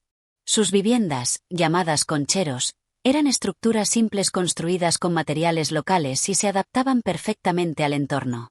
Los selknam. Ángelis dedica una parte significativa a los selknam, también conocidos como onnas, un pueblo indígena que habitaba la región más austral de la Patagonia, especialmente en Tierra del Fuego. Su estilo de vida era extremadamente austero, debido a las condiciones climáticas extremas de la zona. Vivían en tiendas de pieles y se dedicaban principalmente a la caza del guanaco y al trabajo de la pesca. Su cultura espiritual y las ceremonias religiosas de iniciación, como el ritual de Lain, son mencionadas como elementos fundamentales de su vida. La llegada de los colonos europeos y la transformación social. Pedro de Ángelis observa con detenimiento el proceso de colonización europea en la Patagonia, un fenómeno que comenzó en el siglo XIX y que trajo consigo un choque cultural significativo entre los pueblos indígenas y los colonos que comenzaron a instalarse en la región. Este capítulo también toca el impacto que tuvo la llegada de los colonos en las costumbres y modo de vida de los pueblos originarios. Los colonos y su influencia cultural. A medida que los colonos europeos, en su mayoría argentinos y chilenos, comenzaron a establecerse en la Patagonia, la región experimentó cambios en su estructura social. Los colonos introdujeron nuevas tecnologías, métodos de cultivo y animales domésticos, pero también trajeron consigo enfermedades y un sistema económico basado en la ganadería que transformó el paisaje. El mestizaje. Ángelis señala que, aunque el choque entre culturas fue inevitable, se produjo una especie de mestizaje cultural en algunas áreas de la Patagonia, donde los colonos y los indígenas intercambiaron costumbres, conocimientos sobre el terreno y prácticas. Sin embargo, también menciona las dificultades que este mestizaje provocó, con los pueblos indígenas perdiendo gradualmente sus tierras y siendo desplazados por el avance de la ganadería y la agricultura. Las costumbres y modos de vida de los colonos. El autor pasa a describir las costumbres y tradiciones de los colonos que llegaron a la Patagonia en el siglo XIX, quienes, en su mayoría, eran gauchos y trabajadores rurales que vinieron a trabajar en las grandes estancias ganaderas. La vida de los gauchos. Los gauchos, figuras emblemáticas de la historia argentina, fueron descritos por Ángelis como personas resilientes, acostumbradas a la vida dura y a las condiciones extremas de la región. Su independencia, su amor por el caballo y su habilidad como pastores eran características destacadas. La vestimenta de los gauchos, con su característico sombrero de ala ancha, poncho y chiripá, estaba perfectamente adaptada a las condiciones climáticas de la Patagonia. La organización social en las estancias. El autor describe las grandes estancias ganaderas como unidades de producción donde se realizaba un trabajo constante y laborioso. En las estancias, los colonos no solo se dedicaban a la cría de ganado, sino también a la siembra de pastos y la producción de cuero y lana. Las costumbres de las estancias estaban marcadas por la solidaridad y el trabajo en equipo, pero también por una jerarquía social muy clara, donde los patrones, los capataces y los peones desempeñaban roles específicos. El mestizaje cultural y las fiestas tradicionales. En las zonas rurales de la Patagonia, las fiestas tradicionales eran una forma de mantener vivas las costumbres, tanto de los pueblos indígenas como de los colonos. Ángelis hace mención de varias festividades, entre ellas las fiestas de la cosecha, las celebraciones religiosas y los ritos indígenas. Las danzas, la música y los bailes, como el zamba y la cueca, fueron adoptados por los gauchos y las comunidades indígenas como una forma de mantener su identidad cultural. Ángelis también observa la influencia de la religión en las costumbres locales, destacando la presencia de misiones católicas que trabajaban para convertir a los pueblos indígenas y que organizaron festividades religiosas que se convirtieron en celebraciones populares. La Eucaristía, las procesiones y otros rituales cristianos fueron adoptados tanto por los colonos como por algunas comunidades indígenas, quienes adaptaron estas prácticas a sus propias tradiciones espirituales. La vida cotidiana de los pobladores urbanos. Aunque la Patagonia era principalmente una región rural, Ángelis dedica unas páginas a describir la vida urbana de algunas de las principales ciudades, como Puerto Madryn, Comodoro Rivadavia y Viedma. Estas ciudades estaban empezando a emerger como centros de comercio y actividad portuaria, con una población creciente de colonos europeos que, además de trabajar en el campo, comenzaban a establecerse como comerciantes, artesanos y trabajadores urbanos. La vida en estas ciudades, aunque más cosmopolita que en las zonas rurales, seguía siendo influenciada por las mismas condiciones climáticas y la aislación geográfica que caracterizaban a toda la región. Sin embargo, las costumbres urbanas eran más similares a las de otras ciudades argentinas, con una creciente presencia de comercios, iglesias y escuelas, mientras que las tradiciones de los pueblos rurales seguían marcando la vida cotidiana de muchos. Este capítulo es fundamental para comprender cómo la Patagonia, a pesar de su vastedad y su aislamiento geográfico, fue testigo de una rica interacción cultural entre las tradiciones indígenas y las costumbres coloniales. A través de las costumbres y modos de vida de los distintos pueblos, Ángelis nos ofrece una visión rica y compleja de cómo la sociedad patagónica comenzó a formarse, en medio de desafíos y transformaciones. Capítulo 11. La fauna y flora de la Patagonia, un ecosistema único y diverso. En este capítulo, Pedro de Ángelis ofrece una visión fascinante sobre la fauna y flora que habitan la vasta región de la Patagonia. Esta región, conocida por su clima extremo y su geografía variada, es el hogar de una biodiversidad única que ha sobrevivido a lo largo de los siglos en un entorno desafiante. Ángelis detalla tanto los animales como las plantas que se encuentran en la Patagonia, haciendo especial énfasis en las especies endémicas y en los ecosistemas que configuran este entorno natural tan característico. La fauna de la Patagonia. Habitantes de una tierra extrema. El capítulo comienza con una descripción de los animales más representativos de la Patagonia, comenzando por los más emblemáticos y conocidos por los exploradores y colonos de la época. El guanaco. Ángelis destaca al guanaco como uno de los animales más importantes de la fauna patagónica. Este camélido, estrechamente relacionado con la llama y la alpaca, era una fuente vital de recursos para los pueblos indígenas de la región. Los guanacos, al igual que los ñandúes y los zorros, son criaturas adaptadas a las duras condiciones de la estepa patagónica. Ángelis menciona la habilidad de los pueblos originarios para cazar y aprovechar al guanaco en sus diversas facetas, como fuente de carne, pieles y huesos, los cuales utilizaban para fabricar ropa, herramientas y utensilios. El ñandú. Este gran avestruz sudamericano, conocido como ñandú, es otro de los símbolos faunísticos de la Patagonia. Ángelis describe cómo, a pesar de su tamaño y su rapidez, el ñandú se encuentra en peligro debido a la caza indiscriminada y a la pérdida de su hábitat natural.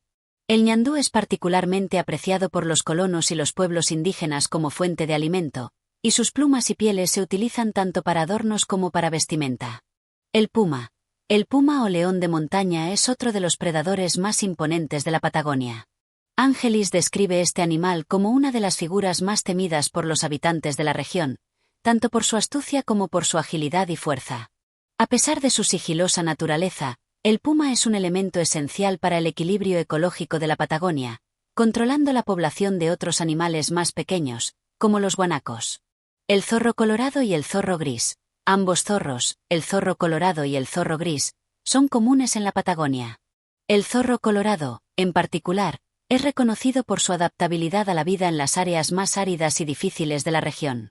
En este capítulo, Ángelis menciona cómo tanto los colonos como los pueblos indígenas aprovechaban la piel de estos zorros, que son especialmente apreciadas en el comercio de pieles. El cóndor. Ángelis dedica algunas líneas al imponente cóndor andino, una de las aves voladoras más grandes del mundo, cuyo hábitat abarca las montañas de la Patagonia. El cóndor es un símbolo de la majestuosidad de los cielos patagónicos, con su envergadura de hasta 3 metros de largo. Ángelis observa que el cóndor es tanto un depredador como un limpiador del ecosistema, ya que se alimenta principalmente de animales muertos, cumpliendo así una función ecológica vital. La flora patagónica. Adaptación a un ambiente desafiante. El autor continúa su relato describiendo la flora de la Patagonia, un ecosistema que, aunque aparentemente árido y desolado, alberga una gran variedad de especies de plantas que se han adaptado al clima frío, los fuertes vientos y las largas sequías. La lenga. Uno de los árboles más característicos de la región es la lenga, Notophagus pumilio, un árbol de hoja caduca que se encuentra en las zonas boscosas de la Patagonia. Ángelis describe a la lenga como un árbol resistente a las condiciones extremas del clima patagónico. Durante el otoño, sus hojas toman un color rojizo, proporcionando un hermoso espectáculo visual. Este árbol es fundamental para el ecosistema de la región, ya que da refugio y alimento a muchas especies de animales. El ñire. Ángelis menciona también al ñire, Notophagus antárctica, otro árbol que predomina en las áreas más frías y húmedas de la Patagonia.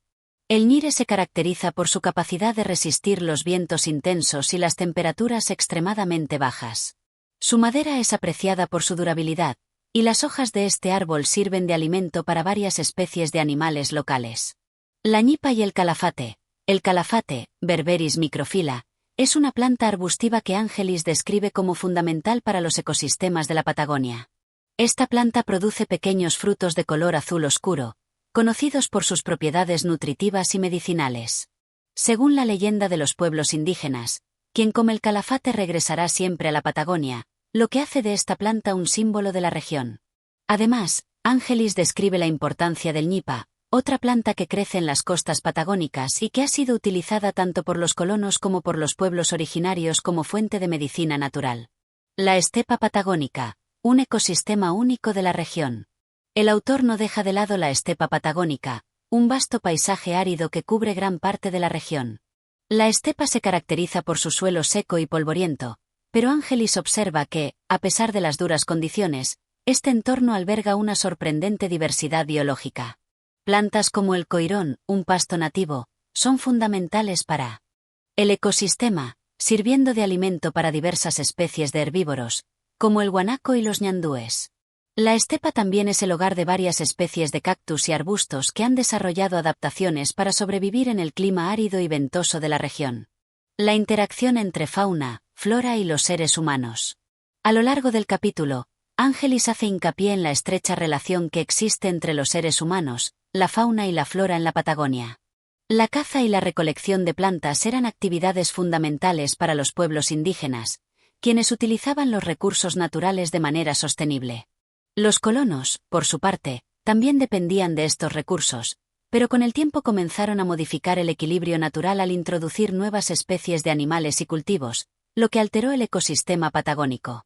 Ángelis también señala cómo la llegada de los europeos trajo consigo el desmonte de grandes áreas de bosque para la expansión de la agricultura y la ganadería. Este fenómeno tuvo un impacto significativo en las especies nativas de la región, algunas de las cuales estuvieron al borde de la extinción. No obstante, también observó que, en algunas áreas, los colonos adoptaron prácticas más respetuosas con el entorno, preservando bosques y praderas como parte de su trabajo agrícola y ganadero. Este capítulo de Pedro de Angelis es crucial para entender el entorno natural de la Patagonia, un ecosistema que sigue siendo un enigma para muchos debido a sus complejidades y su diversidad. Al mismo tiempo, proporciona una visión única de cómo los pueblos originarios y los colonos europeos interactuaron con la naturaleza, adaptándose y transformando el paisaje a lo largo del tiempo. Capítulo 12. El clima de la Patagonia, un desafío para los habitantes. En este capítulo, Pedro de Angelis se adentra en uno de los aspectos más cruciales y desafiantes de la Patagonia, su clima. La región patagónica, famosa por su imprevisibilidad y dureza, es un lugar donde las estaciones del año se sienten con gran intensidad y las condiciones climáticas juegan un papel fundamental en la vida cotidiana de sus habitantes, tanto de los pueblos originarios como de los colonos europeos. La extrema diversidad climática de la Patagonia. La Patagonia, una vasta región que abarca el sur de Argentina y Chile, está marcada por una gran diversidad climática, que varía no solo entre la zona norte y la zona sur, sino también a lo largo de sus distintas geografías. Según Angelis, esta diversidad climática tiene un impacto directo en el modo de vida de las personas y los animales que habitan en la región. El clima en la zona norte de la Patagonia. Angelis describe cómo el clima en el norte de la Patagonia es más benigno que en las zonas más australes, aunque aún se caracteriza por una marcada variabilidad. Los inviernos pueden ser fríos y las temperaturas descienden por debajo de los 0 grados, pero en comparación con el sur, las nevadas son menos intensas.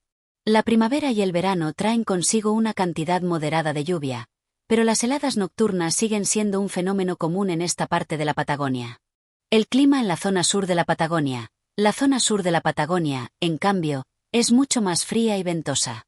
Aquí, el clima es especialmente riguroso, con temperaturas extremas que llegan a descender hasta los menos 20 grados Celsius en invierno. Las nevadas son frecuentes, y las tormentas de viento pueden ser tan fuertes que parecen desafiar todo intento de los habitantes de la región por adaptarse a ellas. Angelis menciona que la región sur, más cercana a la Antártida, está influenciada por los vientos del Océano Pacífico, lo que contribuye a la humedad y a las lluvias constantes, especialmente en las cordilleras de los Andes. El viento, el principal actor del clima patagónico. Uno de los fenómenos más destacados en el clima de la Patagonia es el viento. Angelis dedica varias páginas de este capítulo a describir la importancia y la fuerza de los vientos patagónicos, que son la característica climática más representativa de la región. Los vientos del oeste. Los vientos que soplan desde el Océano Pacífico hacia el este son responsables de la gran cantidad de lluvia que cae sobre la zona occidental de la Patagonia, especialmente en las zonas cercanas a la cordillera de los Andes. Estos vientos, cargados de humedad, provocan lluvias constantes que mantienen los bosques de la región en un estado casi perpetuo de verdor. Los vientos del este y del sur. Por otro lado, los vientos provenientes del este y del sur, que soplan desde la vasta estepa, son secos y fríos. Estos vientos, cargados de arena y polvo, arrastran consigo la aridez de la estepa patagónica, secando los campos y dificultando la vida en los lugares más alejados. En las zonas más australes, estos vientos pueden alcanzar velocidades de hasta 120 km por hora, lo que representa una amenaza constante para la vida humana y animal. Las estaciones del año: primavera, verano, otoño e invierno. Angelis también señala cómo las estaciones del año en la Patagonia son particularmente marcadas y breves, lo que hace que las transiciones entre las estaciones sean drásticas. Esto tiene un impacto importante en las actividades humanas y en la naturaleza misma de la región. La primavera. La primavera en la Patagonia, que se extiende de septiembre a noviembre, es una estación que, a pesar de traer algo de calor y temperaturas suaves, también está marcada por el viento. Las lluvias son frecuentes, pero no tan intensas como en los meses de invierno. Angelis señala que esta estación es ideal para los agricultores y ganaderos, quienes aprovechan la baja cantidad de nieve para hacer crecer sus cultivos. El verano. En los meses de diciembre a febrero, la temperatura en la Patagonia aumenta, pero nunca llega a ser sofocante. Durante el verano, los días son largos, con hasta 17 horas de luz solar en las zonas del sur. Sin embargo, las tormentas de viento siguen siendo una constante. A pesar de la mayor cantidad de luz, el clima sigue siendo volátil, y las temperaturas pueden variar en cuestión de horas. El otoño. El otoño, entre marzo y mayo, se caracteriza por temperaturas más frescas y un aumento de las lluvias. Ángelis describe cómo las hojas de los árboles, en su mayoría lenga y ñire, cambian de color, cubriendo el suelo con una capa de tonos rojos y dorados. La caída de las hojas marca el comienzo de los días más fríos, y la llegada del viento hace que las temperaturas bajen rápidamente. El invierno. Los meses de junio a agosto son los más fríos de la Patagonia. La nieve cubre vastas extensiones de tierra, y las temperaturas caen peligrosamente bajo cero, especialmente en el sur de la región. El invierno es, según Ángelis, la estación más desafiante, ya que las tormentas de nieve pueden durar varios días, aislando a las comunidades en algunas partes de la Patagonia. El viento, que durante el invierno alcanza su máxima intensidad, se convierte en el principal reto para los habitantes, quienes deben hacer frente al frío intenso y las dificultades para trasladarse. El impacto del clima en la vida de los habitantes. A lo largo del capítulo, Pedro de Ángelis describe cómo los habitantes de la Patagonia se ven obligados a adaptarse a las extremas condiciones climáticas. Los pueblos indígenas de la región, como los mapuches y los tehuelches, tenían un profundo conocimiento de los patrones climáticos y sabían cómo aprovechar los recursos naturales para sobrevivir. Ángelis relata cómo estos pueblos construían viviendas adaptadas al clima, con techos inclinados para soportar la nieve y los vientos, y utilizaban ropas de pieles para protegerse del frío. Por otro lado, los colonizadores europeos, aunque inicialmente sorprendidos por las condiciones del clima, también aprendieron a adaptarse. Ángelis menciona cómo se instalaron en áreas que, aunque desafiantes, ofrecían algunas ventajas para la ganadería y la agricultura, como las mesetas que eran menos afectadas por las lluvias. El clima también tuvo un impacto en las actividades comerciales. La falta de caminos adecuados y las dificultades de transporte causadas por las tormentas y el viento hicieron que las expediciones y los intercambios comerciales con el resto del país y con el extranjero fueran complicados y costosos. La falta de comunicación eficiente con otras regiones retrasó el desarrollo económico y social de la Patagonia en sus primeros años de colonización. Este capítulo destaca el papel fundamental del clima en la configuración de la Patagonia y en la vida de sus habitantes. Pedro de Ángelis, al ofrecer una visión detallada de cómo el clima influye en el día a día de la región, proporciona una comprensión más profunda de la relación entre los seres humanos y su entorno natural en una de las regiones más aisladas y extremas del mundo. Capítulo 13. La fauna y la flora de la Patagonia, una riqueza única. En este capítulo, Pedro de Ángelis dedica su atención a uno de los aspectos más fascinantes de la Patagonia, su fauna y flora. Este es un territorio que, a pesar de su clima tan extremo y su aislamiento, alberga una gran diversidad de especies animales y vegetales. Ángelis, con su mirada detallista, describe cómo los habitantes de la región se relacionan con la naturaleza y cómo la vida en la Patagonia está profundamente influenciada por la interacción con la fauna y la flora. La fauna de la Patagonia. Animales adaptados a la adversidad. La fauna patagónica es una de las más singulares y diversas de América del Sur, pero también está marcada por la adaptación a las duras condiciones climáticas que predominan en la región. Ángelis comienza el capítulo hablando de las principales especies de animales que habitan la Patagonia y cómo han logrado adaptarse al frío intenso, los vientos y la escasez de recursos alimentarios. Mamíferos terrestres.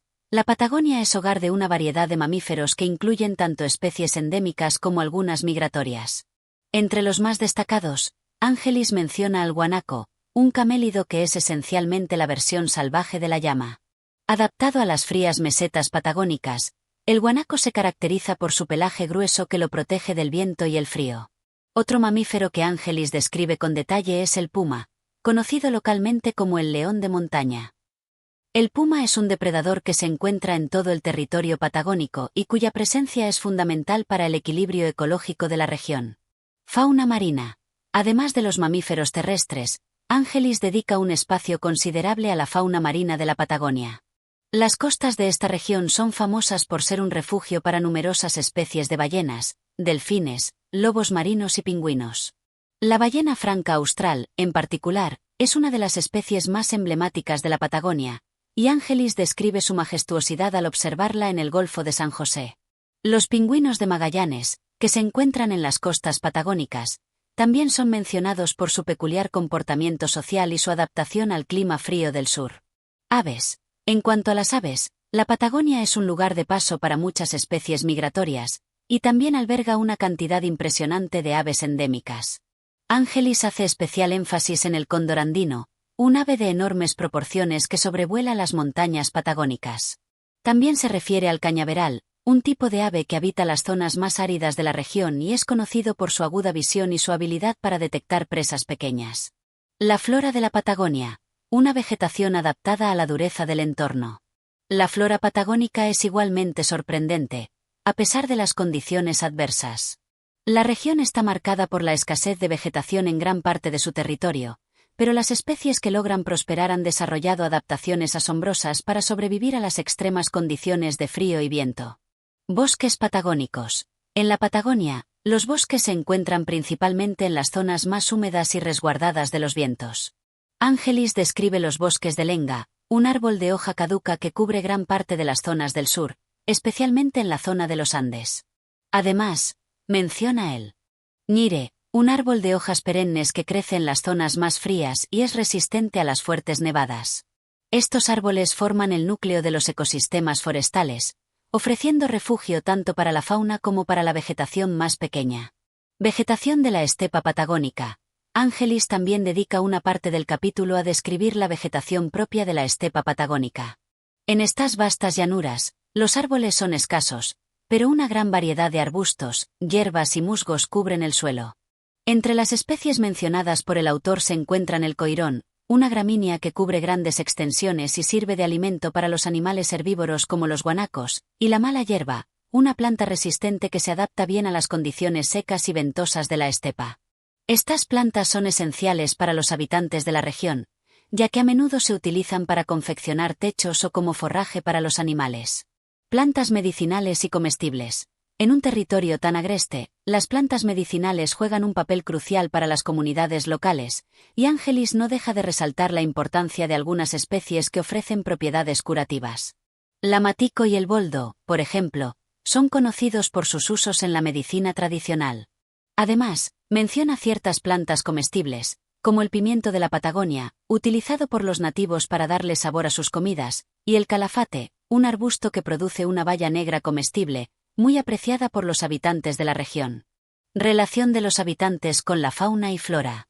El capítulo también profundiza en la relación que los habitantes de la Patagonia, tanto los pueblos originarios como los colonos, tienen con la fauna y la flora de la región. Ángelis describe cómo los mapuches y los tehuelches utilizaban los recursos naturales de manera respetuosa y sabia. Los animales como el guanaco eran cazados, no solo por su carne, sino también por su pelo, que era usado para confeccionar ropa, mantas y otras prendas. Por su parte, los colonos europeos, aunque inicialmente sorprendidos por la riqueza natural de la región, fueron rápidamente conscientes de la necesidad de sustituir algunas especies animales y vegetales que no existían en su país de origen. Por ejemplo, introdujeron el caballo y las ovejas para la ganadería, pero también trajeron consigo nuevas especies de plantas, algunas de las cuales han prosperado en la región, cambiando, en algunos casos, los ecosistemas locales. El equilibrio ecológico de la región. Ángelis concluye el capítulo con una reflexión sobre el equilibrio ecológico de la Patagonia. A pesar de ser una región que parece inhóspita, la interacción entre las especies animales y vegetales ha creado un sistema muy delicado que depende de la adaptación de cada organismo. La llegada del hombre, con sus prácticas agrícolas y ganaderas, ha alterado este equilibrio de manera significativa. Sin embargo, Ángelis subraya que la resiliencia de la naturaleza patagónica sigue siendo impresionante, ya que muchas de sus especies continúan prosperando, adaptándose a las nuevas condiciones impuestas por el ser humano. Este capítulo es una profunda celebración de la riqueza natural de la Patagonia, tanto en términos de su fauna como de su flora. Pedro de Ángelis logra transmitir la magnificencia de un territorio que, a pesar de sus condiciones extremas, sigue siendo un santuario de vida salvaje y vegetación, cuyos habitantes, humanos y no humanos, se han adaptado de maneras sorprendentes. Capítulo 14. La vida social y económica de los habitantes de la Patagonia. En este capítulo, Pedro de Ángelis se adentra en la vida social y económica de la región patagónica, un tema de gran importancia para comprender la realidad cotidiana de los habitantes que pueblan este remoto rincón del mundo. La Patagonia, con su geografía vasta y desolada, ha dado lugar a una forma de vida particular que se ha ido formando con el paso del tiempo y con la adaptación tanto de los pueblos originarios como de los colonos europeos. La vida en las ciudades y pueblos patagónicos. Ángelis comienza el capítulo abordando la organización urbana y social de las ciudades y pueblos de la Patagonia. A pesar de la lejanía y los difíciles accesos, algunas áreas de la región han logrado desarrollar pequeñas pero dinámicas comunidades. Puerto Madryn, por ejemplo, es mencionado por Ángelis como un punto clave en la costa atlántica, un lugar que se está convirtiendo rápidamente en un centro comercial debido a su proximidad con las rutas marítimas y la pesca. La presencia de colonos europeos, especialmente de descendientes de italianos y españoles, ha impulsado el desarrollo de infraestructura básica como mercados, viviendas y posadas. A pesar de ser una localidad aún pequeña en comparación con las grandes ciudades, Puerto Madryn ha experimentado un crecimiento constante gracias a su ubicación estratégica y al fomento de la pesca y el comercio. Río Gallegos y Viedma son otras dos ciudades mencionadas por Ángelis que han comenzado a tomar forma como núcleos urbanos. En estos lugares, la vida social es de carácter más comunitario, donde las familias se conocen entre sí y las interacciones están profundamente marcadas por la solidaridad. Sin embargo, la población sigue siendo pequeña y dispersa, con la presencia de grandes estancias y áreas rurales que predominan sobre los asentamientos humanos más densos. La vida rural, las estancias y su importancia económica. La Patagonia ha sido tradicionalmente una región donde la economía rural desempeña un papel central. La ganadería es, sin duda, la actividad económica predominante, y en este contexto, las estancias ocupan un lugar crucial. Ángelis describe cómo las grandes haciendas de ganado, principalmente de ovejas, se distribuyen por las vastas planicies patagónicas. La vida en las estancias es dura y solitaria, pero también profundamente conectada con la tierra. Los estancieros, muchos de ellos provenientes de Europa, poseen grandes extensiones de tierra, en su mayoría dedicadas a la cría de ovejas para la lana y el carne. La exportación de estos productos es fundamental para la economía. Ñire, un árbol de hojas perennes que crece en las zonas más frías y es resistente a las fuertes nevadas. Estos árboles forman el núcleo de los ecosistemas forestales, ofreciendo refugio tanto para la fauna como para la vegetación más pequeña. Vegetación de la estepa patagónica. Ángelis también dedica una parte del capítulo a describir la vegetación propia de la estepa patagónica. En estas vastas llanuras, los árboles son escasos, pero una gran variedad de arbustos, hierbas y musgos cubren el suelo. Entre las especies mencionadas por el autor se encuentran el coirón, una gramínea que cubre grandes extensiones y sirve de alimento para los animales herbívoros como los guanacos, y la mala hierba, una planta resistente que se adapta bien a las condiciones secas y ventosas de la estepa.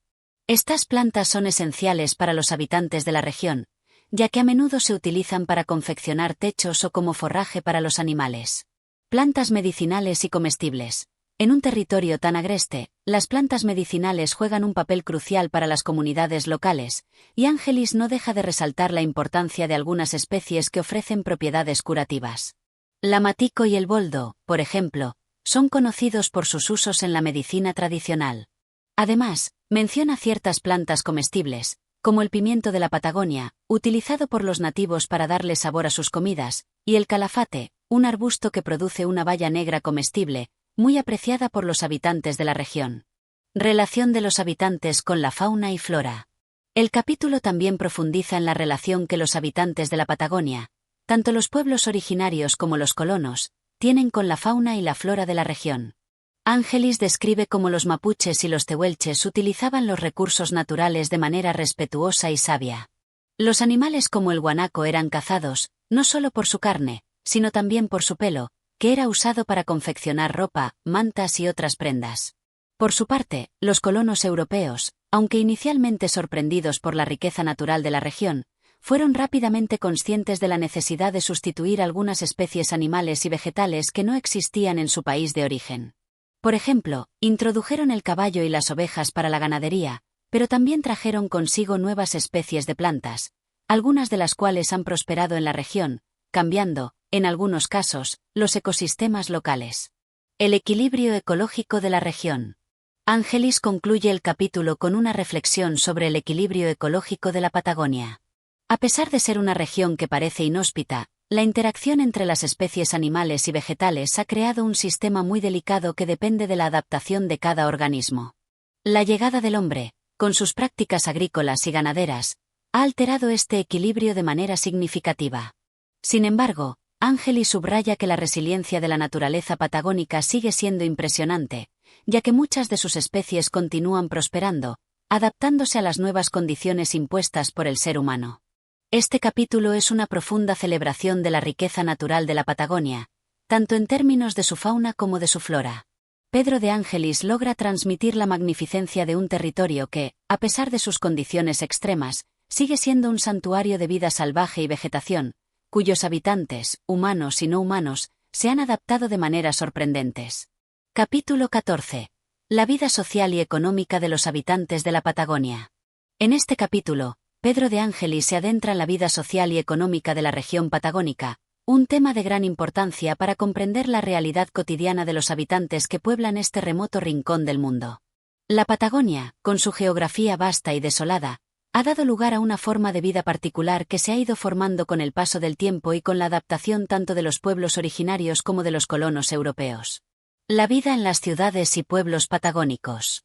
Ángelis comienza el capítulo abordando la organización urbana y social de las ciudades y pueblos de la Patagonia. A pesar de la lejanía y los difíciles accesos, algunas áreas de la región han logrado desarrollar pequeñas pero dinámicas comunidades.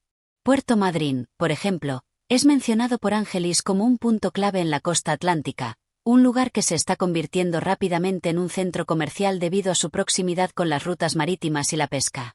La presencia de colonos europeos, especialmente de descendientes de italianos y españoles, ha impulsado el desarrollo de infraestructura básica como mercados, viviendas y posadas.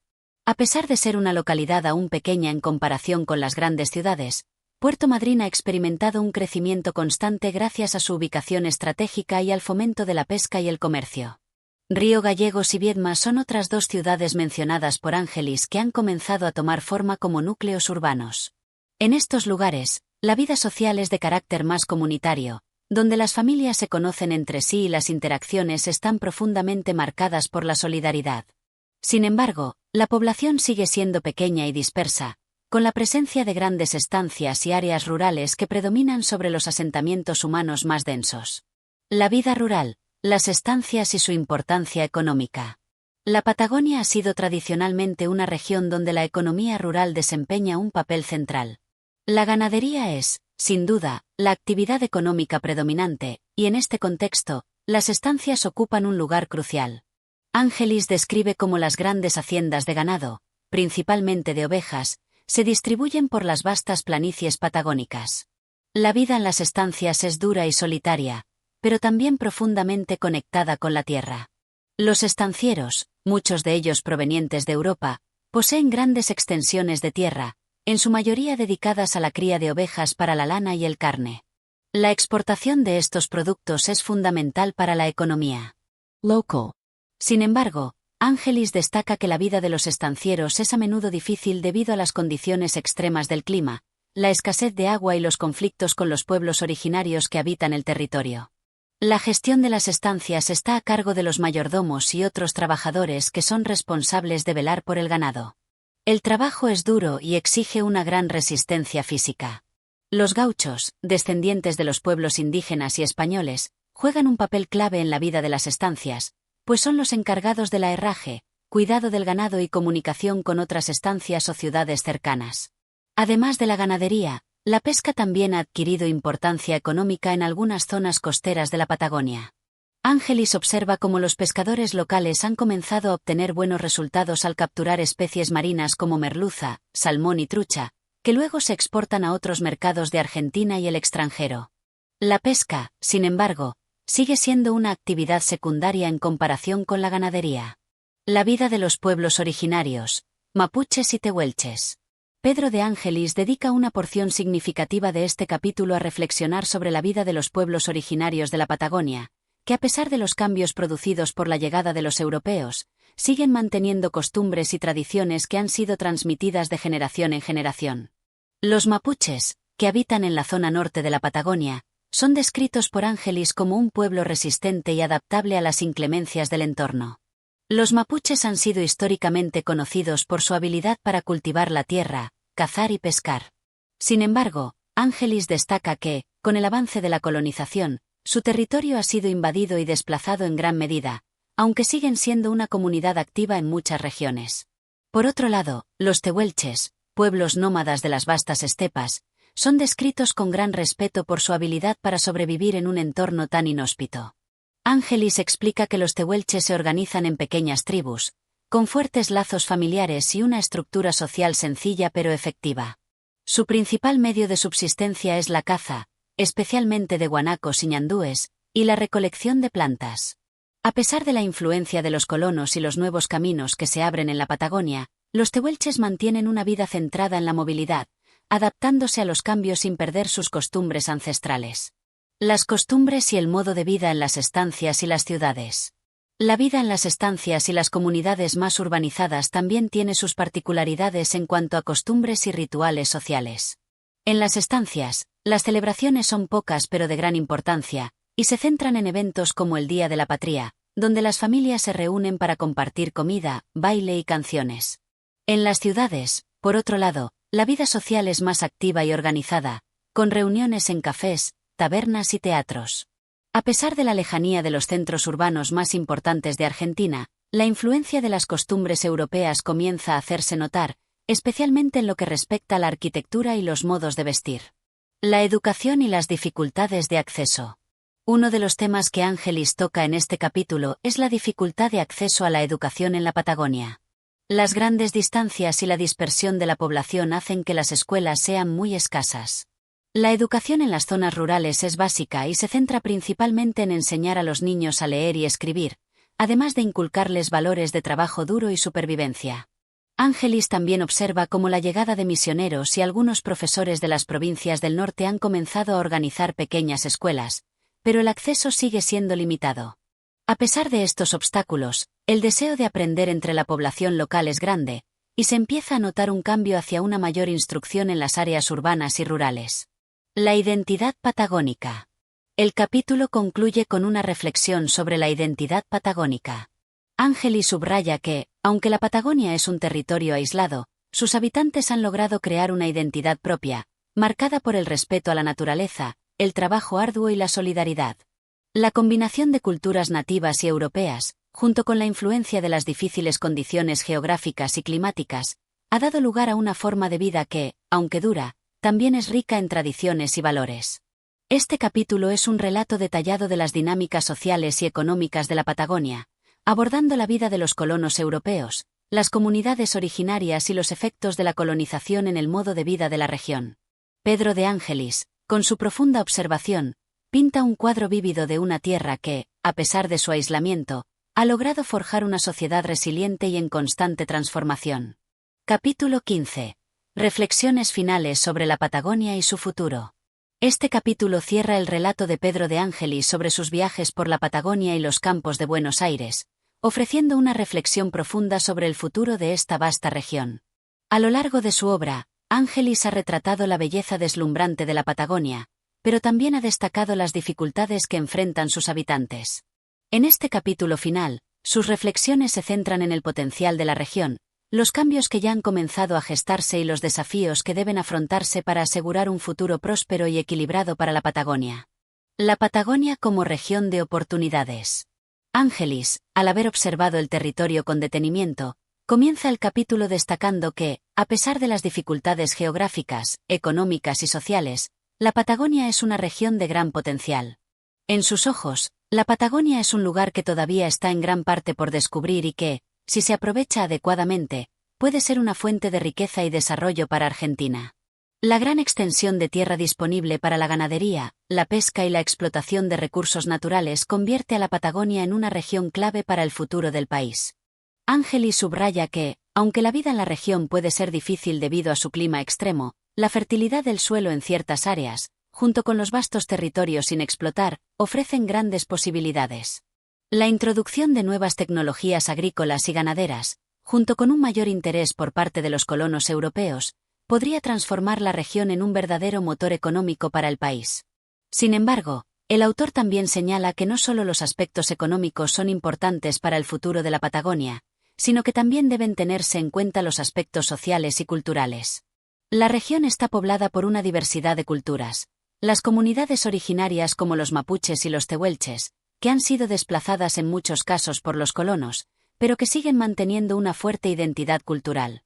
Ángelis cree que, en el futuro, la convivencia y el respeto mutuo entre los pueblos originarios y los colonos serán clave para la estabilidad y la paz en la región. La necesidad de una infraestructura adecuada. Uno de los puntos que Ángelis aborda en detalle es la necesidad de una infraestructura adecuada para que la Patagonia pueda desarrollarse plenamente. En sus viajes, el autor ha sido testigo de la aislación y dificultades de transporte que enfrenta la región. A pesar de los esfuerzos de algunos gobiernos para mejorar las rutas y las conexiones, la Patagonia sigue siendo una región difícil de acceder. Esto limita el comercio, el flujo de personas y bienes, y afecta directamente el desarrollo económico y social de la región. Ángelis sugiere que la construcción de carreteras, ferrocarriles y puertos de mayor capacidad será fundamental para que la región pueda integrarse más plenamente con el resto del país. Los puertos de la Patagonia, como el de Puerto Madryn, tienen un enorme potencial para la exportación de recursos, pero su conectividad con las principales zonas del país aún es insuficiente. A pesar de las dificultades, el autor es optimista respecto al futuro.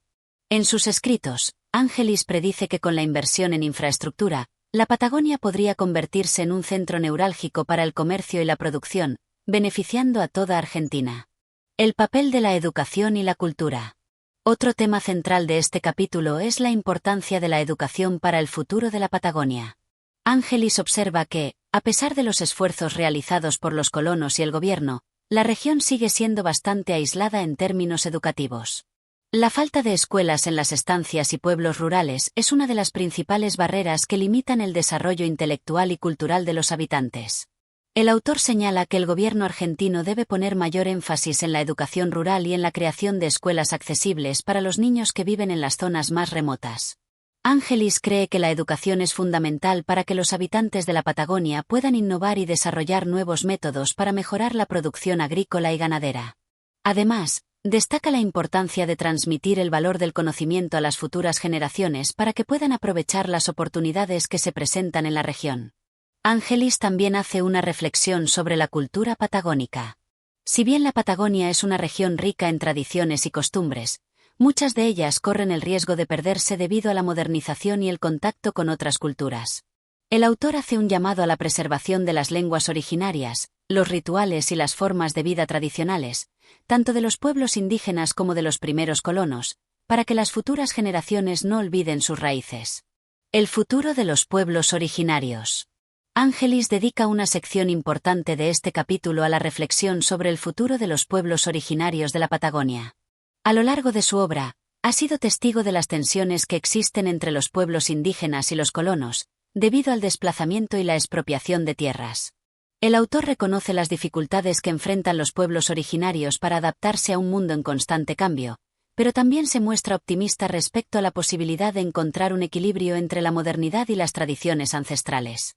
Ángelis hace un llamado a la integración de los pueblos originarios dentro de la sociedad argentina, sin que esto implique la pérdida de su identidad cultural. Cree que, si se les otorgan derechos territoriales, se les permite acceder a educación y empleo, y se les respeta su tradición, los pueblos originarios podrán desempeñar un papel activo en el desarrollo de la Patagonia. La Patagonia en el contexto nacional. En la última parte del capítulo, Pedro de Ángelis reflexiona sobre el lugar que la Patagonia ocupa dentro del contexto nacional. A pesar de ser una región remota, la Patagonia tiene un valor estratégico para Argentina, tanto por su riqueza natural como por su ubicación geopolítica. El autor observa que, con el crecimiento de la población y la mejora de la infraestructura, la Patagonia podría convertirse en un pilar fundamental de la economía argentina. Ángelis también plantea la necesidad de que el gobierno ponga un mayor énfasis en la protección del medio ambiente patagónico. La caza furtiva, la deforestación y la explotación desmedida de los recursos naturales son amenazas que deben ser enfrentadas con políticas que promuevan la sostenibilidad y la conservación de la biodiversidad. El capítulo concluye con una visión optimista sobre el futuro de la Patagonia, a pesar de los desafíos que enfrenta. Ángelis cree que, con el tiempo, la región será capaz de superar las dificultades de aislamiento y pobreza y alcanzará su pleno potencial. La unión de los pueblos originarios con los colonos, el desarrollo económico sostenible, la educación para todos y la infraestructura moderna son los ingredientes que, en su opinión, permitirán a la Patagonia convertirse en una región próspera y equitativa. Este capítulo es una llamada a la reflexión sobre el futuro de una de las regiones más remotas y fascinantes de Argentina. La obra de Pedro de Ángelis, en su conjunto, ofrece una mirada detallada a los desafíos y posibilidades de la Patagonia, destacando la importancia de entender y preservar su identidad en un mundo que cambia rápidamente. Este capítulo finaliza el viaje de Ángelis con una profunda reflexión sobre los temas clave que atraviesan su obra, proponiendo una visión de futuro para la Patagonia, basada en el desarrollo sostenible, la educación y la integración cultural. Y así concluimos este fascinante viaje por las costas de la Patagonia y los campos de Buenos Aires. Si te ha gustado este recorrido y deseas escuchar más historias como esta, no olvides darle like, suscribirte al canal y activar la campanita para no perderte ninguna de nuestras próximas narraciones. Gracias por acompañarnos y hasta la próxima.